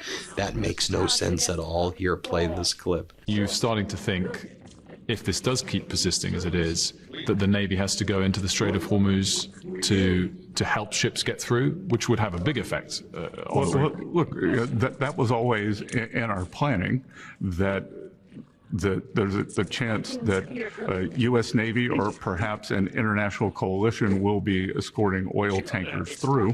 There are, in fact, tankers coming through now, Iranian tankers, I believe some Chinese flag tankers have come through. So we know that they have not mined the straits. And was that what you were just discussing in the Situation Room? We were discussing a plethora of things. And is it your belief that the volume of ships going through the Strait of Hormuz will be improving immediately from now? It is my belief that as soon as it is militarily possible, the U.S. Navy, perhaps with an international coalition, will be escorting vessels through. Now, remember a few weeks back what he was saying, how 2025 was about setting the table. 2026 is going to be the banquet for the American people. Is this your banquet, Scott Bessent? Treasury Secretary Scott Bessent, this is your banquet. Here, play this clip. I think, as I've said many times, 2025 is about setting the table. 2026 is going to be a banquet for the American people. The economy is taking off. We saw 40,000 new construction jobs. Everyone says to me, oh, where are these factory jobs that you planned? And unlike what you and I see in the financial markets, you can't push a button and build a factory. There's lead time. What we're seeing is big commitments. These factories are going to be built. First, we'll get the construction jobs, and then the factory jobs are going to come. So I think we're going to see the tremendous groundbreakings. I think we're going to see a lot of factory completions this year. Now, one of the articles that I think really resonates right now is this one right here from T.S. Lombard, Global Watch, and it says it takes two to taco. So the ball is now in the U.S. court. Iran is still shipping its oil and has no incentive to negotiate while those revenues flow. So really, Treasury Secretary Scott Bessent, you prepared for this because China is able to use the Strait of Hormuz. You have Iran using the strait. They're getting their oil out. So Donald Trump bombs the Karg Island and thinks that that's going to make a difference. But guess what? Donald Trump may have been able to taco in the past. Donald Trump always chickens out when it would come to his tariffs against the world, and he would make this social media post and that social media post. But right now, Iran sees Donald Trump as weak. China and Russia see Donald Trump as utterly weak and pathetic, and they view this as an opportunity to restructure the global world order to have the United States in a much, much weaker position. I mean, you've got Steve Witkoff and Jared Kushner, two of the dumbest people serving as the main envoys to the United States, who botched the negotiations with Iran. They're out there like partying with the Russians in Miami as we're now removing sanctions on Russian oil and allowing Russia to make billions of dollars while they provide Iran with resources and intelligence and capabilities to strike American troops and American interests in the Middle East. What the heck is going on there? You know, then you have people like this guy, Jamieson Greer, the trade representative. I mean, this is a idiocracy all for us to see. I mean, take a look as Jamieson Greer was asked on CNBC about returning the tariff money that they stole from the people in their trade war against the world, which turned all of our allies basically against us because we started a trade war with everybody all at once. And the Trump regime stole our money and the Supreme Court ruled against them. So, Jamieson, can you please return our damn money because you stole it? And the way he describes it as, well, if we get our money back, that would be a windfall to the. What do you mean be a windfall? You stole our money, you frauds. Just a bunch of frauds right there. Here, play this clip. Ambassador, would you and the administration encourage companies that had higher costs during this period to seek refunds, that paid tariffs to seek refunds? And I ask because I've talked to a number of CEOs who have thus far been holding off seeking those refunds, worried potentially about the possibility for retribution for seeking such a thing. Well, if I were these companies and somehow they get this windfall, the most important thing and the smartest thing they should do is give it as bonuses to their workers. The whole reason the president imposed these tariffs was to try to reshore, to fix our massive imbalance in trade that we've experienced over many years because of China, Vietnam, the EU, and others. If the companies are going to get this windfall, they should pass it along to their workers as a bonus or a raise, because that's the purpose of the program. It's always been the purpose of the program, and the American people should get it, and the companies should give it to their workers. And then just more lying from Jamieson Greer on the Iran war. Oh, I think it's all going to be resolved in a few weeks. It'll all be done in a few weeks. Here, play this clip. What is your expectation for how quickly this war in Iran is going to end? And if it doesn't, what do you think the global impact is going to be? Well, I think that we're talking in terms of weeks, right? When I speak with Secretary Hegseth or with the president or others, they're much closer to it. But obviously, you can't talk about trade without the Iran war coming up and the effect of oil and gas and what that means. I think we're talking about a matter of weeks. our expectation is that any effects we see will be short-lived. But we want to watch this, right? You could see other effects that affect cycles that we tend to see in commodity markets. So we're watching it very closely, especially in if there are particular spikes or if there are areas where we think we have more resilience. Now, apparently, what their plan is just bankrupt everything and then bail out everything, right? You had Brooke Rollins, the agriculture secretary, now saying because our farmers are additionally suffering because the fertilizer prices are through the roof right now. If they're even able to access fertilizer, because a lot of the fertilizer comes from the Middle East. She goes, we'll maybe do another bailout for the farmers. So when you did the tariffs against the world and China refused to buy American soybeans, you had to do a bailout there. The input costs for farmers basically made it, everything that the farmers were doing was a net loss right away. So you had to bail them out there. Now you screw them over by starting this war against Iran, and now one of the impacts is that fertilizer is not coming in, or if it is, it's so expensive. And so another bailout, everybody, another bailout, while they give $40 billion to Argentina, while Donald Trump's rushing to do a state visit to China. I mean, what the hell is going on here? Here, play this clip. Yes, we'll take questions. To start, are you considering another bailout for farmers who are concerned about the rising price of fertilizer given the war in Iran? Yeah, so I appreciate that question. With what's happening in Iran, what that means for specifically nitrogen, urea, which is one of the key components of fertilizer. Our farmers are moving into planting season right now, so the president is very aware of these challenges and these issues. We are very close to having an announcement on some solutions on what that looks like. We're looking at every potential avenue to keep the fertilizer costs down as these farmers are going into planting season.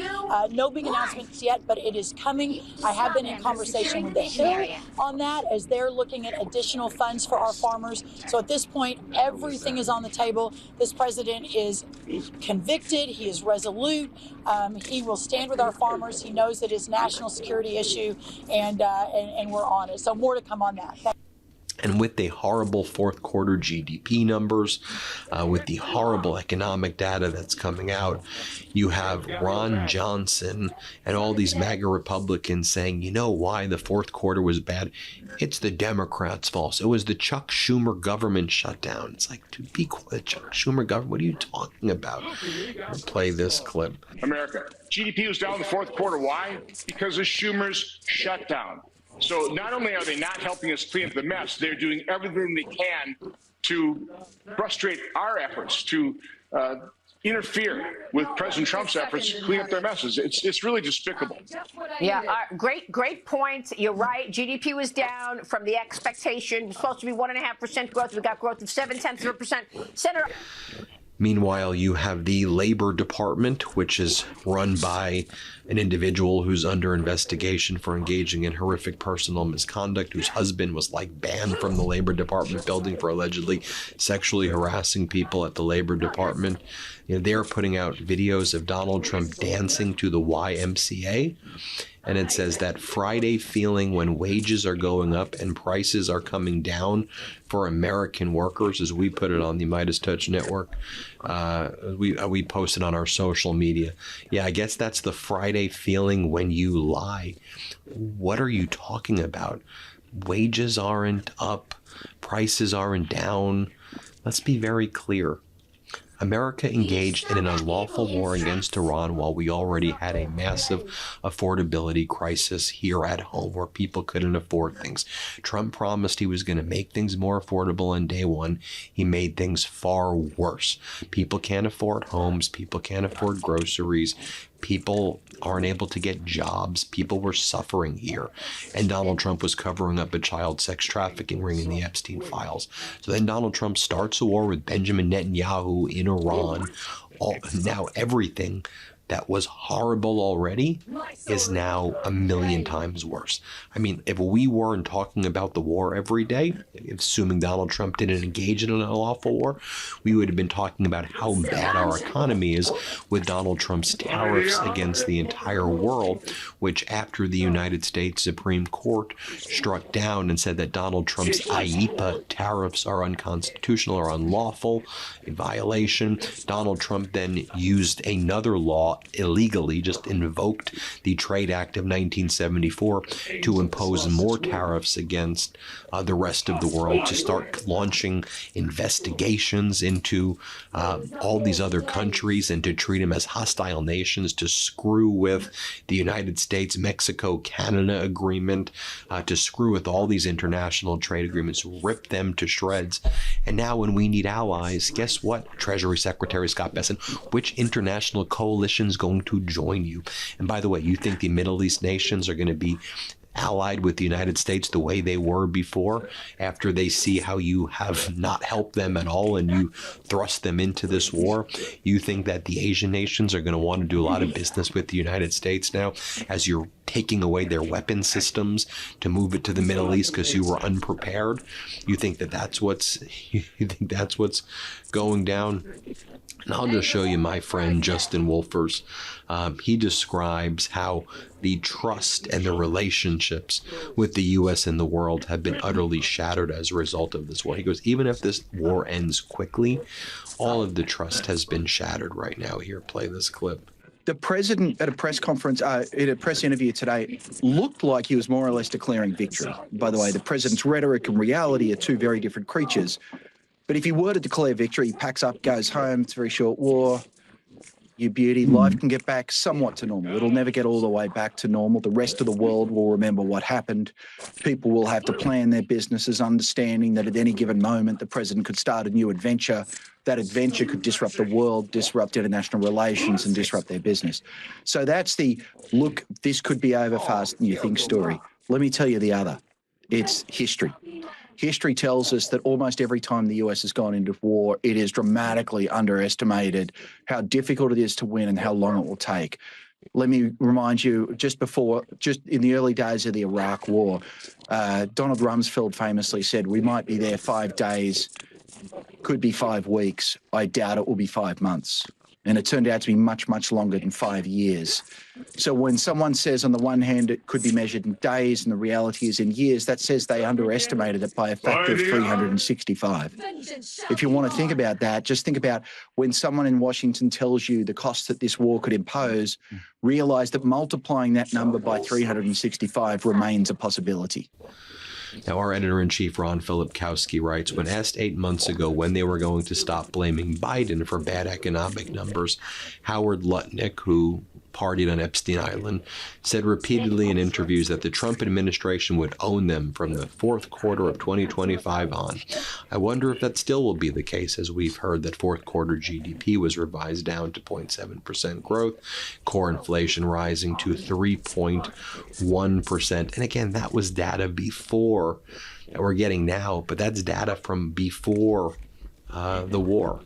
And finally, Donald Trump, in addition to tariffing the world, we also know that Donald Trump has been attacking the Federal Reserve. Like, if you were to go step by step by step and try to just attack everything to destroy America's strength, like this is a play-by-play book that you would do. What else do you attack?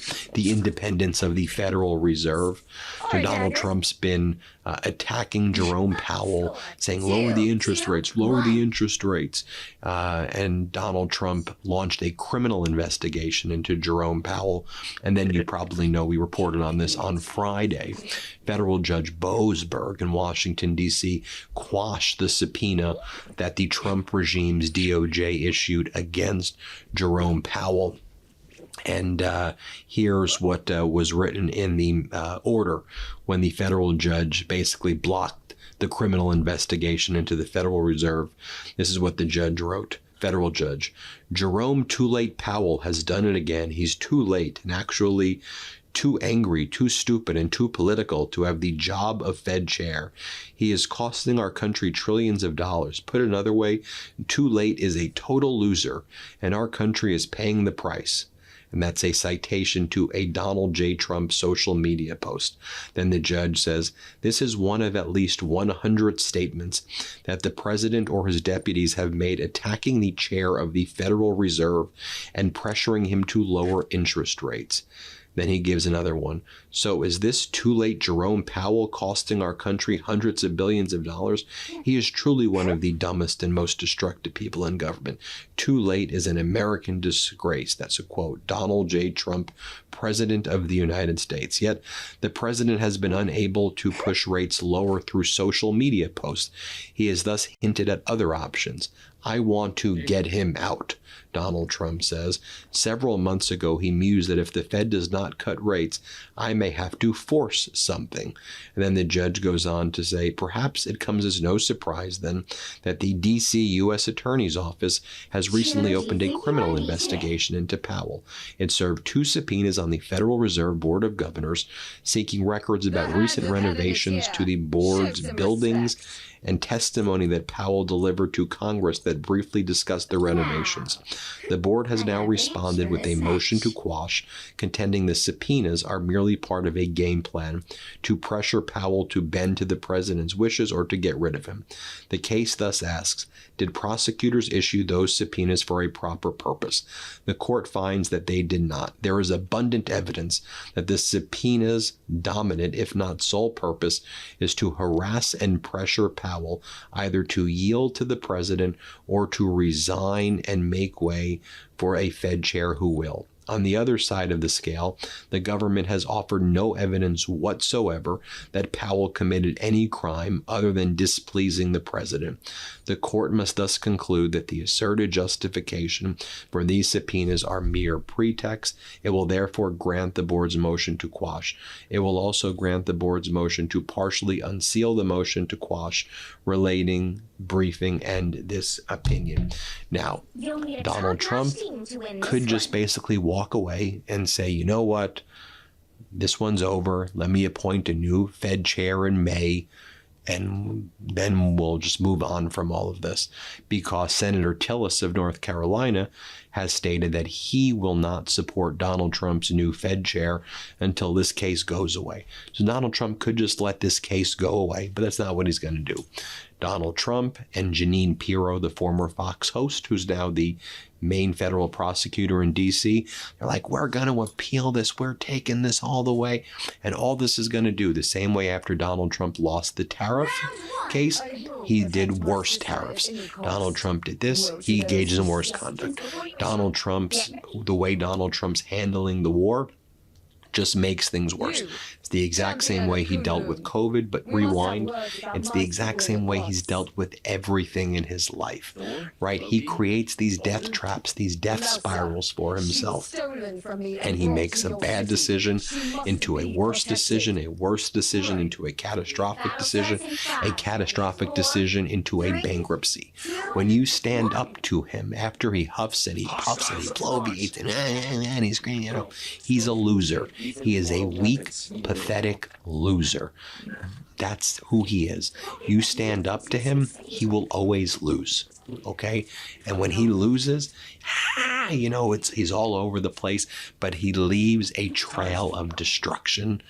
And he just tries to then have self-preservation, but he'll destroy everything around him. That's what we're seeing play out writ large right now. Anyway, thanks for watching. Hit subscribe. Let's get to 7 million subscribers, and we appreciate you so much. New Midas merch. Head to store.midastouch.com today and get yourself the best pro-democracy gear and show your support. That's store.midastouch.com.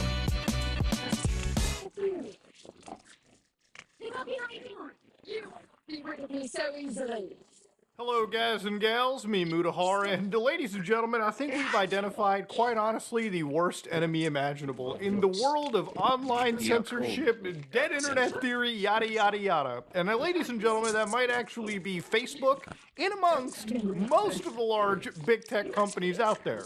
Now again, this is going to be kind of a deep dive video, so again, sit back, relax, grab a cup of coffee, because ladies and gentlemen, we've got quite a juicy thing to go down.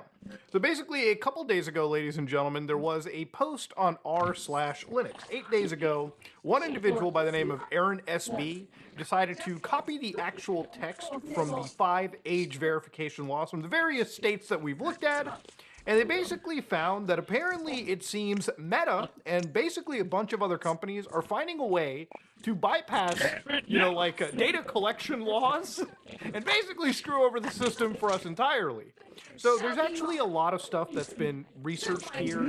There's been a lot of AI that's been used by some of these researchers. So I took it upon myself to go down the rabbit hole and sort of analyze this in a human sense and sort of see where this thing is going down. So again, ladies and gentlemen, to give you a quick idea, basically, there's been a lot of laws that have been passing. So in places like California, in places like Colorado, in places like Alabama. Even recently, I've looked at places like SB 372, a bill in Kansas, which if you read this actual Senate bill over here, this bill talks about, again, age ratings. It talks about, mobile operating systems. So things literally like your iPhone, things literally like your Android device. And of course, it also talks about application stores. So for instance, when you go to the App Store on your iPhone, when you go to the Play Store on your Google device. So basically right over here, verified to be established by an individual who the App Store provider has determined through the App Store's provider's age verification to be 18 years of age, married or legally emancipated, and may be affiliated with one or more minor accounts, obviously invoking even the parents in this case too. So they want to basically put the blame on the actual app stores, the actual operating systems right over here, or again, the app stores that are in the OSs. Now, I think this is incredibly overreaching. I don't think that because of Facebook, Roblox, and Netflix, and a lot of these sites' actual fuck-ups, a lot of these social media platforms where children are being harmed, that the focus should be taken away from them and instead be put on a blanket Apple, or Google, and basically have every single one of us kind of screwed in the process, right? Again, I don't use Facebook. I think Facebook is stupid. But if Facebook is fucking working on laws that are affecting you and I, then ultimately I think we need to stand up against those kind of people. So anyways, there's a whole lot of laws being passed. And to go back to it, again, an individual who was researching this entire story traced the money and found that apparently it was something around the tune of $20 to $30 million were spent by Facebook. And again, there's many other companies involved in this. Facebook is not the only person involved. That not only was apparently writing the fucking legislation, but was also pushing it so that basically they can have kind of their cake and eat it too. And I'll get to that in a little bit. So to give you an idea for full context, right, back in 2021, there was a privacy prompt introduced for Apple devices. Now, this is what we call Apple's App Tracking Transparency. So, you ever notice when you download a social media app on your iPhone, the first thing it'll ask is, can we track you or can we not track you? Now, I'm pretty sure most people hit the do not track, and that's something that apparently Facebook didn't like at all. For instance, when they wanted to push advertisements that were more relevant to you, it's important that they can track every single thing on your device. In fact, it was funny that even back then they were like, hey, if we want these services to remain free, we might need to grab your personal information. But here's the interesting thing. When people are told if they want to be tracked or not, Apple basically has proven that people don't want to be tracked. A lot of people don't understand how tracking works. And to give you a quick understanding, it's not like these people flick on microphones or they flick on cameras and they basically hear what you have to say. That's crazy talk. All they have to do is set up trackers all over the internet that basically grab browser fingerprints, which again are easily attuned to an individual person. If, for instance, Facebook or Google, which runs the largest tracking database, if these people detect a browser fingerprint has visited site A, B, and C, then they know exactly where that user is going around on the internet. Without getting your name and last name or whatever, they can identify who you are based on your very unique fingerprint. And ultimately for Facebook, that's also quite important as well too, because a lot of these companies, guess what, make their money through ads. So when Apple introduces shit like app tracking transparency, it makes Facebook crap itself. It makes them lose money. And it makes somebody like me actually happy that at least in some capacity, even if it's a corporation going up against a fucking corporation, we have actually won from a little bit of a privacy boom. So ultimately, at the end of the day, none of these companies actually enjoy this shit. What they've basically found is a way to make the internet just more invasive, and at the benefit of just their financial pockets. So again, going over this sort of Reddit post over here, what the actual bills require you to hand over is a checks edge or device setup. So in a lot of ways, this could be, again, you entering in your own age, which a lot of these bills, like at least the one in California, was just telling you, hey, put in your a date of birth, and we'll pass that through a signal, or at least what your age should be. So in some cases, every OS provider must provide an interface and account setup collecting a birth date or age and expose a real-time API that broadcasts a bracket. So I believe this is more in line with the New York-based law, which is SB 102A, where again, you would have a signal that if you were under 18, 13 to 15, 16 to 17, or 18 plus. Now, not to conspiracy theorize here, there's laws like COPA that exist that protect children under the age of 18 from having their information collected by a lot of these tech companies. Now, here's the really interesting conspiracy. Why do these age verification laws in some ways benefit Facebook heavily? Well, here's how it works. For Facebook, they don't want to collect your children's age. They don't want to collect any information on them. But they can collect enough legal information through browser fingerprinting or device fingerprinting that necessarily doesn't get thrown underneath these laws. So if they want to identify a user's age, how do they identify it? Well, it's simple. If Google and Apple have to do the hard work of verifying the age on their systems and pass over any of these signals like under 13, 13 to 15, 16 to 17, or 18 plus, when somebody downloads an application and makes an account, Facebook can then apply whatever they registered or recorded with age ranges to that account. So even if they don't collect your date of birth, they at least know that whoever they identified is from the age of 13 to 15. So on the back end, they can just say after 365 days, that account will go up by one number in their yearly age, obviously. And in a roundabout way, they've kind of identified your age. So if you're 13 to 15 or 16 to 17, these are very important age ranges for people that are doing advertisement, right? Somebody that's 12 years old is going to be advertised different things than somebody that is 17 years old. And because they found a way to identify you through these age ranges, congratulations, the targeted advertisement, well, it suddenly just got more targeted. And a lot of these organizations have basically bypassed what I actually think was a better law than some of these agencies. Like, hey, kids should not have their shit grabbed, okay? They should not have their data grabbed. But it seems like Facebook and a lot of these fucking companies have found a way past it.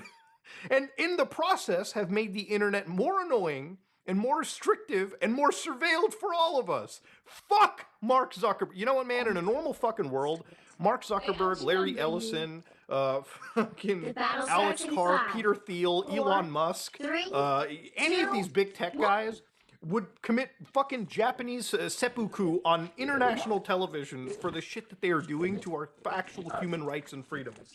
And you know, any politician should be underneath them, jailed for life for selling out their actual constituents, okay? It's insanity. So again, let's go a little bit deeper into this, okay? Because again, I wanted to actually really research this beyond just these Reddit threads, right? Because there's a lot of AI done research that you actually have to verify from a human perspective. So for instance, what actually happens over here is that these bills basically create a persistent identity layer in the operating system, which is your age range that can be queried anytime. It's not just once. Anytime an application can just query this API. So basically, a lot of these commercial verification vendors who provide this charge 10 cents to $2 per click, require proprietary SDKs, demand API keys, and operate cloud only. Your age verification goes through a third-party cloud resource every time. So then they also bring something up as IDaaS 2.0, which I haven't really looked that much into, but I also believe it's not necessarily a good solution. None of these solutions are actually good. Really, you talking about me? Is fucking parent your child. Okay, that's about it. Okay, talk with your kids. No rest Don't from the let them eternal access struggle. Facebook. Hell, I had a solution literally a couple of videos ago where I was like, you know, maybe just go at a point of sale, like when you're buying an iPhone at an Apple store. or like a Google Pixel at a Google store or like at a Best Buy and just flash an ID right there and then. I mean, you're spending hundreds, if not thousands of dollars on a device anyways, probably getting a fucking plan to subsidize the device. Just do it right there instead of requiring the internet and every single software that I use to verify me, okay? Don't plant yourself into my fucking operating system, bro. Stay out of my kernel, all right? So that should be on a goddamn shirt. I should make merch of that shit. Anyways, so to give you an idea, basically what they said was apparently Meta had deployed these lobbyists across the entire U.S. for all these bills. And you can confirm these things for yourself too. For instance, if you look up LD2 filings, which are lobbying disclosure filings, you can see that for Meta platforms, specifically, they actually lobby things like the App Store Accountability Act, which ultimately they want to put the blame on Apple and Google. They want to be able to collect your children's data, your data, without actually collecting your data, right, in a roundabout way. Again, these people bring up and work on such emotionally charged laws because ultimately they're trying to put children forefront. We're trying to protect kids. Guys, we care about protecting children. Me making this video gives some douchebag at Meta a reason to say, well, Muta, do you not like protecting children? It's not that I don't care about protecting children. I really do care about protecting children. But these tech companies don't care about protecting your child. They care about protecting their bottom fucking line. And they will burn down the privacy and safety of the world if it means a few extra billions for Mark Zuckerberg. And that shouldn't be fucking tolerated, okay? Simple as that. When it came to laws like these App Store Accountability Acts or Senate Bill 372, basically lawmakers did come up and say that lobbyists from Netflix, Roblox, and Meta had approached them. And also at the same time, even Apple and Google. A lot of these companies have to throw millions upon millions of dollars. I'm not saying that Apple and Google are innocent. They're absolutely not. But neither are Roblox, Netflix, or Meta. It's crazy when you think about it. We don't want to live in a world of corruption, but we basically let lobbyists, and there are good lobbyists and there are bad lobbyists. But a lot of these tech companies, it becomes so readily apparent that when you look even beyond the lines, all they care about is, again, as they probably should, their bottom line. But it should never come at the cost of you and I. And again, there are plenty of cases. Even from 2024, there were lawmaker panels that were set up to back App Store and device age verification for minors. Again, this has been a long, long fight. But for instance, you can even find out that people like Nicole Lopez, who literally is somebody for the youth safety policy at Meta, appears in front of these politicians and basically talks about app-based age verification. Sorry, a little reset there. And she'll say, while Meta has this robust, multi-layered approach to determining one's age, we're only one part of the online ecosystem. The reality is kids are not only getting smartphone at an increasingly younger age, but they hop from app to app to app to app. So their blame is, listen, at the end of the day, there's so many other apps out there. But I have to counter and say, listen, if the majority of the fucked up mental health issues that people are alleging kids are getting from Facebook or any of these like-minded applications, then honestly, we should just put the square focus on these applications and ultimately put them responsible and make sure that they don't collect these data points to begin with, and ultimately don't even let kids join these applications. I'm sure for sites like Facebook, they would cream at the thought of kids finding a way to bypass these age verification laws in some way so that they can still access applications. At the end of the day, they want to pass the buck off and ruin the internet and operating systems in some capacity, many open source projects, through their actions, simply because all they want to do is make that buck. And again, this lobbying shit isn't something entirely new too. Facebook would literally hire companies like Targeted Victory to make actual publication pieces that would sway public opinion against sites like TikTok. Because remember at the time, TikTok, when it came out, absolutely took the world by storm. And, you know, at the time, I was definitely saying my shit against TikTok, don't get me wrong. But the same criticisms that I had for TikTok, like data collection, like algorithmic nonsense being fed to our kids, was the same bullshit that I would say to even sites like Instagram with their reel system. I would say sites like X with their algorithms. A lot of these algorithms are, none of these companies actually care about your kids. It doesn't matter what country your application is from. All of these companies are involved with feeding slop AI to our kids. I mean, hell, YouTube literally just invested money in an AI studio for babies, for children. It's insane what these companies are doing, okay? They'll say one thing, and then their money, their expenditures point to a whole different fucking story. And again, when it looked closer to targeted victory, for instance, they would have a campaign to undermine TikTok based on their internal emails, and the firm would also use a mix of genuine concerns and unfounded anxieties about TikTok in order to try to turn public and political sentiment against it. And of course, Targeted Victory was also working to get proactive coverage about Facebook in the local media, because that's what these PR companies do. And alongside PR companies, lobby firms like Pelican State Partners that represent literally Meta Technologies right over here, as you can see through the F- database, which tracks this kind of stuff, will show you that, yes, Facebook pays for these smear ads back in the days of 2011, when Facebook was rivaling up against Google. Literally right over here, they were hiring companies to talk about privacy problems facing Google. And does Google have privacy problems? Abso-fucking-lutely. But you know who also has privacy problems? Facebook. Platforms like Meta. Literally a month ago, Meta had a serious lawsuit where they were alleged that when it came to WhatsApp, they could dig into people's actual encrypted messages, right? Which I want to see where that lawsuit fucking goes to, because I genuinely have been wishy-washy and like careful of like WhatsApp for years, despite obviously family, friends, and co-workers actually using that dog shit. But it's funny to me that that Facebook will spend this money, and the only reason that it backfired was literally because they approached one person that not only declined the assignment, but just went public with the fact that, again, Facebook wanted this crazy smear campaign. That's what Facebook does. They work with PR companies, they work with lobby firms to guide the course of this kind of shit and basically ruin things for all of us. Now, is it just Facebook that's doing it? No. Clearly, there's plenty of platforms. Roblox is behind lobbying, as is Netflix, as is a lot of these big tech companies.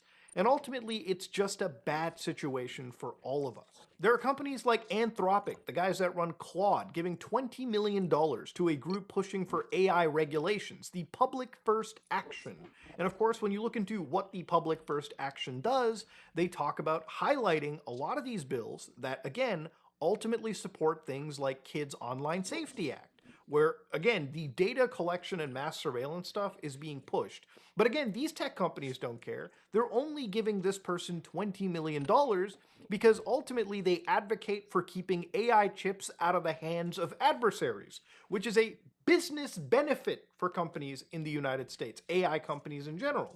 Because if their counterparts on the other side of the world were ever able to surpass them, this whole bubble would blow up a lot fucking quicker than it is. Again, these companies spend millions of dollars ruining the internet and our world just so they can make an extra buck or two. It's fucking insanity. So you can actually verify this for yourself too. An individual by the name of Kim Carver in Louisiana actually had said that a Meta lobbyist brought him the language, and that when Apple found out, it went from 0 to 60 instantly. When they learned that we had amended the bill to include the App Store, they hired a number of lobbyists that they began to aggressively work the process. And it took my breath a little bit. Again, I really hate these politicians because honestly, first off, they get elected, they forget about their fucking constituents in every way, shape, and form. And because one tech company, not even in their state, by the way, okay, comes from like California, gives them a whole bag of fucking money, tells them, hey, we'll do kind of your homework for you, right? Like, you're supposed to be the fucking person writing this shit. You're supposed to be the person doing this. Hey, we'll help you out with your homework. We'll write the nice, cute bill that looks like you're protecting kids. But at the end of the day, it only really just benefits us. And it screws over some of our competitors in Silicon Valley. These people don't care about you. They just get paid big bucks. In any normal world, okay? These fucking politicians who sell you out should be put in fucking jail. And be not just in jail, but be jailed forever, okay? Have tomatoes thrown at them like in the olden days, okay? Crazy shit. Obviously just a joke, but you get the idea. Now, ultimately, a lot of this led to the Digital Childhood Alliance, which, again, a lot of individuals like Bloomberg actually reported that Meta was one of the funders of this alliance. So remember, there's many companies involved. Facebook is just not the only one. They're definitely one of the more prominent and larger groups out there. But of course, this is an entire alliance that is sort of a makeup of like several other alliances and groups that want to push these acts. And you can really tell how useful these companies are, or these alliances are, and how large and well-funded they are with how much progress they're able to do at such a rapid pace. It's crazy that in 2-3 weeks, you might be like, Moody, you made a lot of content about this, but literally watch every single video that I made over here. Am I not introducing like a new law? At some point, it's from California, Colorado, New York, Illinois, now Kansas, Alabama. I mean, it seems like literally in the span of a month, weeks even, like plenty of laws have been introduced and discussed almost across the United States, beyond just party lines. It's crazy shit to see. So ultimately, one of the actual like researchers over here said that when it came to this advocacy group, basically they present themselves as a coalition of 50 conservative child safety organizations, later inflated to 140. And basically, when it came to them realizing and researching what this was, there was no IRS-exempt organization notification. There was no EIN number. So, for instance, if you go to the Digital Childhood Alliance, there is no EIN number that we can dig up and look through their public, if they had public information, public IRS information, that we would be able to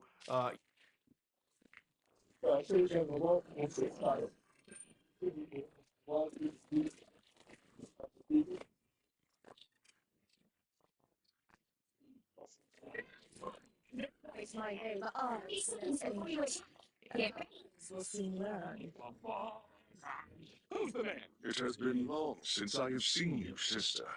How fare you? I have no desire All for right. small talk. Can you stay with the Hullish, please, brother? That's all I ask. Stay with the Hullish. Odin sired quite the family. And he raised us all to fend for ourselves. The battle starts in 5, 4, 3, 2,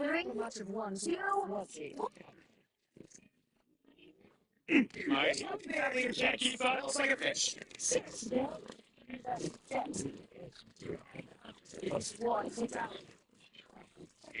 Answer now.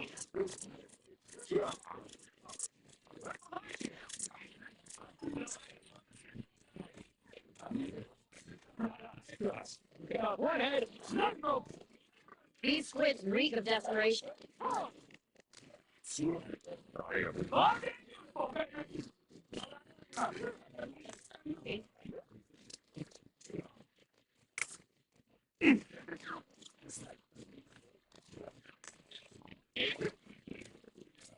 Came to this advocacy group, basically they present themselves as a coalition of 50 conservative child safety organizations, later inflated to 140.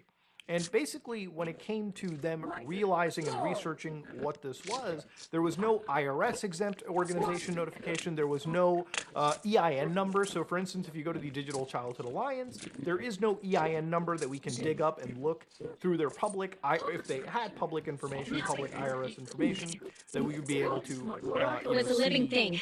It deserves to be free what from they were alarms funding, and who they were limits. funded Does by, something useful. and what that. Yikes! Too many tentacles! Too many tentacles! Oh, breaking news. Benjamin Netanyahu live. Can I get that framed? Please, God. This is the superior genetics they were talking about. I just don't see it. Ball says, welcome home, Benjamin. What is real anymore? As I stand here before you in flesh and blood, here are a few very important points I want to make clear to the rest of the world. 1, I am alive and well. All reports of me being dead are fake news. 2, we are winning this war. Let there be no doubt about it. 3, the days of Iran are counted. 4, I am not the president of the United States of America. This is a fake video. 5, we will continue this war until the threat has been abolished completely. It'd been funny if you did this and it was 6 fingers. If it was, I missed it. And without a doubt. 6. Yes, they did it. 6.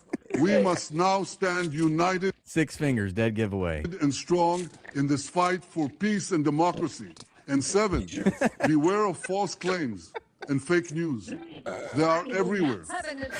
Oh my God, As I stand. So genius. Dropsite News says Iran's state-aligned Fars News reports on the situation at Karg Island after the U.S. attack. I don't care if Suleiman says it's Karaj Island. I'm still calling it Karg. Karg Island was targeted by U.S. airstrikes earlier today, with field sources reporting more than 15 explosions heard across the island. The strikes allegedly attempted to hit Army Air Defense Systems, the Jushan Naval Base, the airport control tower, and a helicopter hangar used by Iran's offshore oil company.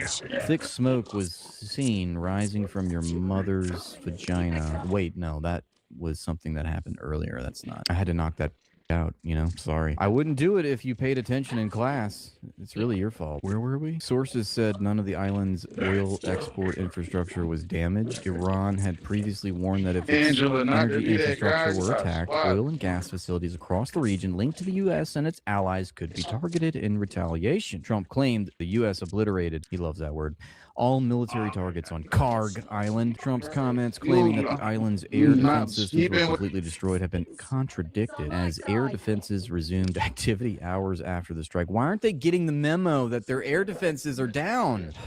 No, we said it, so it must be true. Trump has also repeatedly claimed Iran's missile capabilities have been destroyed, but Iranian officials note that their armed forces just carried out the 48th wave of its missile and drone campaign. 48th wave, dude. It goes by, it's like 24 hours goes by, and it's like, I remember the 19th wave, when I think that was the first time I heard about waves. Like the 19th wave, that was like 3 days ago. We're on 48 right now. Donald Trump's like, yes, we've completely obliterated them. They're just on their 48th wave of missiles. The report from FARS has not been independently verified. All right, moving on. Have you checked with your Chosenites today? Do you have a chosen friend? Call them. See how they're doing in this trying time. Call them up and ask them if they're doing okay and have they tried crying about it. All right, lots of new breaking stories just in. Israel's preparing a major ground invasion of southern Lebanon. Yeah, they've been doing this for decades now. I'm sure it's going to go swimmingly. Aiming to seize all territory south of the Litany River. Dude, how many? I mean, this is like 2006 all over again. They always do this, and they always suck at it. Like, when are they going to learn? Not working out well for you. It's not working out well for Jew. Troops and reserves are being reinforced on the border ahead of the operation, which could become Israel's largest invasion of Lebanon since... Ding, ding, ding, 2000. Iraqis are now burning ball idols in Baghdad. You know, when they burn devils, that is really... Don't you think? Why do they call him ball? I mean, it's pretty much a bull. Just say bull. More shots of Tel Aviv. Trump's billboard on the freeway is brilliant. I love that. Rabbi Poop is yet again, for another poopy time, decided to poop post. I wonder if that's him with his son. Yes, the Israeli doctors who saved the life of IDF soldiers and son of far-right Israeli politician Bezalel Smotrich are Israeli Arabs, because in Israel, an Arab Muslim can become a Supreme Court. Yeah, no, we've heard that lie that you love to tell. I said the other day Israel will not be a state in 20 years. That's putting it mildly. It certainly will not be a democracy. It'll be an apartheid state, and the world will just reject, as they did South Africa. Yeah, it's like Israel is the modern day Rhodesia, and you say, what's Rhodesia? And I say, exactly. Breaking, Marco Rubio has become the first person to ever cross the Delaware River in a Florsheim shoe. If you know, you know. You'll never guess who just arrived in hell. Stop. There's so much I can take. Yeah, if you're just joining us, there's much speculation about Netanyahu being alive or dead. See, this is from Adam. Yair Lapid called on Israel to destroy all of Karg Island last week. Trump has now bombed it and is threatening to destroy it. Here's another translation from Hebrew from Yair Lapid. It's always really important and critical to listen to what Israelis are saying in their own native hiss, in their own native forked tongue. Israel must destroy all of Iran's oil fields, he says, and an energy industry on Karg Island. That is what will cripple.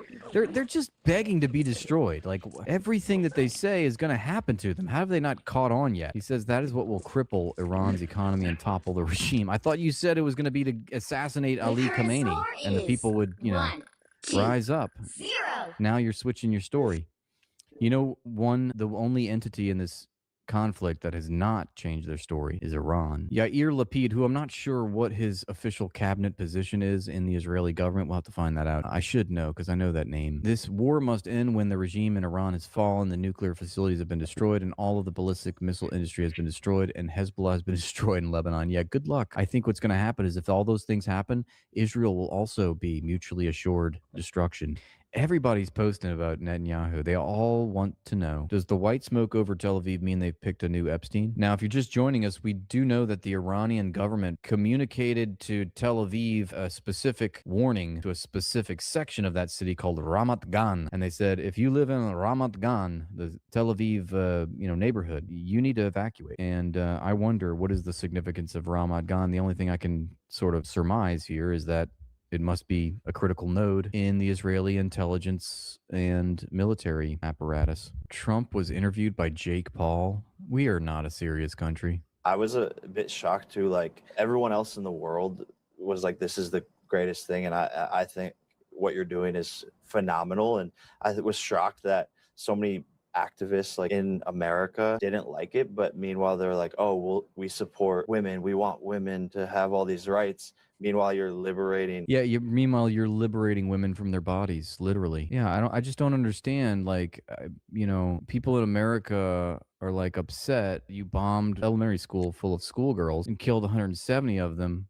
But like, you're just trying to liberate women. And I thought, like, in America we have like democracy and we want our women to be free, but also I'm Jake Paul and like I probably have brain damage from huffing paint as a kid and getting into fights. Of Iran, and then they have an issue with it. You can tell he's using the full capacity of the 3 brain cells that he has left just to conjure up this sentence. I thought that was very confusing. We support gays, but they throw gays off the buildings. Okay, we support this. I mean, the things they do, and they're fighting. But I think I have tremendous support on this. This is no, you don't. It's just historically bad. It's the polling shows. I mean, you don't have to think. We know the answer to these questions. We know how Americans feel. 80%. No, wait, let's see. I think it's somewhere in the 40s. It's like the 60% of the Americans are not in favor of this war, which I think is still too low. It should be like 80 to 90%. But I don't know. That was like, from early on in the war. I mean, I'm sure that every day that percentage rises because it is, according to reporting done by, I think, the New York Times, it kind of compiled a list of all of the wars that America has started and what was the approval rating of this war by the American people. And it's like the Epstein War, this war, the pedo war, whatever you want to call it, Operation APAC Fury, Epstein Fury. This is the least popular war in American history, and it's being waged by a president who is the least popular president in American history. So it's funny when he says, oh, I think I have tremendous support. Something that's been incredible. I have the best poll numbers I've ever had. We now. expect the unexpected. What is he talking about? Oh my God, he's lying. He's just like lying and he doesn't care. It's just so provably false what he's saying right here. I cannot believe that he's able to do this with a straight face. My God. Yeah. And it's not because of this. I think we've just, the economy is great. It's a little bit of we take a little winding road. For a little... we're just going on a little winding road. Trump, guys, what is Trump telling us? Trump started World War III as a side quest, a little excursion. It's a little short-term pain for long-term gain. Think about it. We're just going on a little long and winding, meandering road. One small through the breach, dear friend. For a while, but we have to wipe out the evil. It's an evil curse. They're evil people. I was a bit shocked too. Like everyone else in the world was like, this is the greatest thing, and I think what you're doing is everyone else in the world. What are you talking about? You idiot. Yeah, everyone else in the world thought it was like a great thing, but like I was shocked. Like,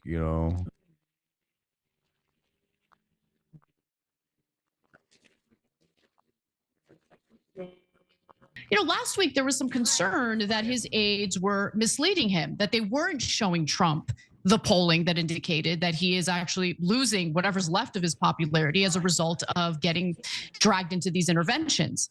Well, now the Wall Street Journal says that his aides have in fact briefed him on some polling about the war. Public polls released in recent days, the Wall Street Journal wrote, show that most Americans oppose the war. But here's how White House Press Secretary Caroline Leavitt responded to that. While many in the president's conservative base still support the initial operation, this is from the Wall Street Journal. This isn't Leavitt's quote, but the journal notes, while some in the president's conservative base still support the initial operation, some of the president's advisors have privately expressed concerns that a longer war could deplete that support. But as far as what they're saying publicly, especially when it comes to Caroline Leavitt, White House press secretary, she says the vast majority of Americans support ending the threat posed by the Iranian regime and support killing terrorists. And that's what President Trump is going to accomplish. Okay, let's talk about what President Trump has accomplished so far in Iran. He has accomplished the bombing of an elementary school, killing 160 plus little girls and about 14 adults who happen to work at the school. He has managed to, I guess, decapitate the regime by taking out Ali Khamenei, who was then replaced by his son, who is a hardliner, much more hardline than his father was. And on top of that, just had several members of his family executed thanks to the United States and Israel. So he's going to be even more, I mean, that's the reason why they chose him. He's potentially going to be even more vicious, right? So what exactly did we accomplish here? We didn't accomplish anything other than forcing the American people to go deeper into debt to the tune of $1 to $2 billion a day. That's how much it's costing us to fight Israel's war. Be clear on that. Be informed on that. Know what you're getting yourself into when you support Trump's ridiculous interventionism. On top of that, one thing that's clear is that Trump has no idea what he's doing, Cenk. Last week, he said that Iran needs to surrender unconditionally, otherwise the war would not end. On Monday, he told the New York Post that even though earlier he said he was considering ground troops, now he's not considering it at all. Later that same day, Trump said that, the war could be over very soon. It could be over very soon. And then later that night, he said, we could go further and we're going to go further.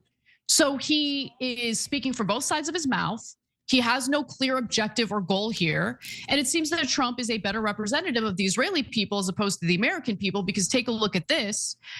So this compares US support for the war in Iran versus Israeli support.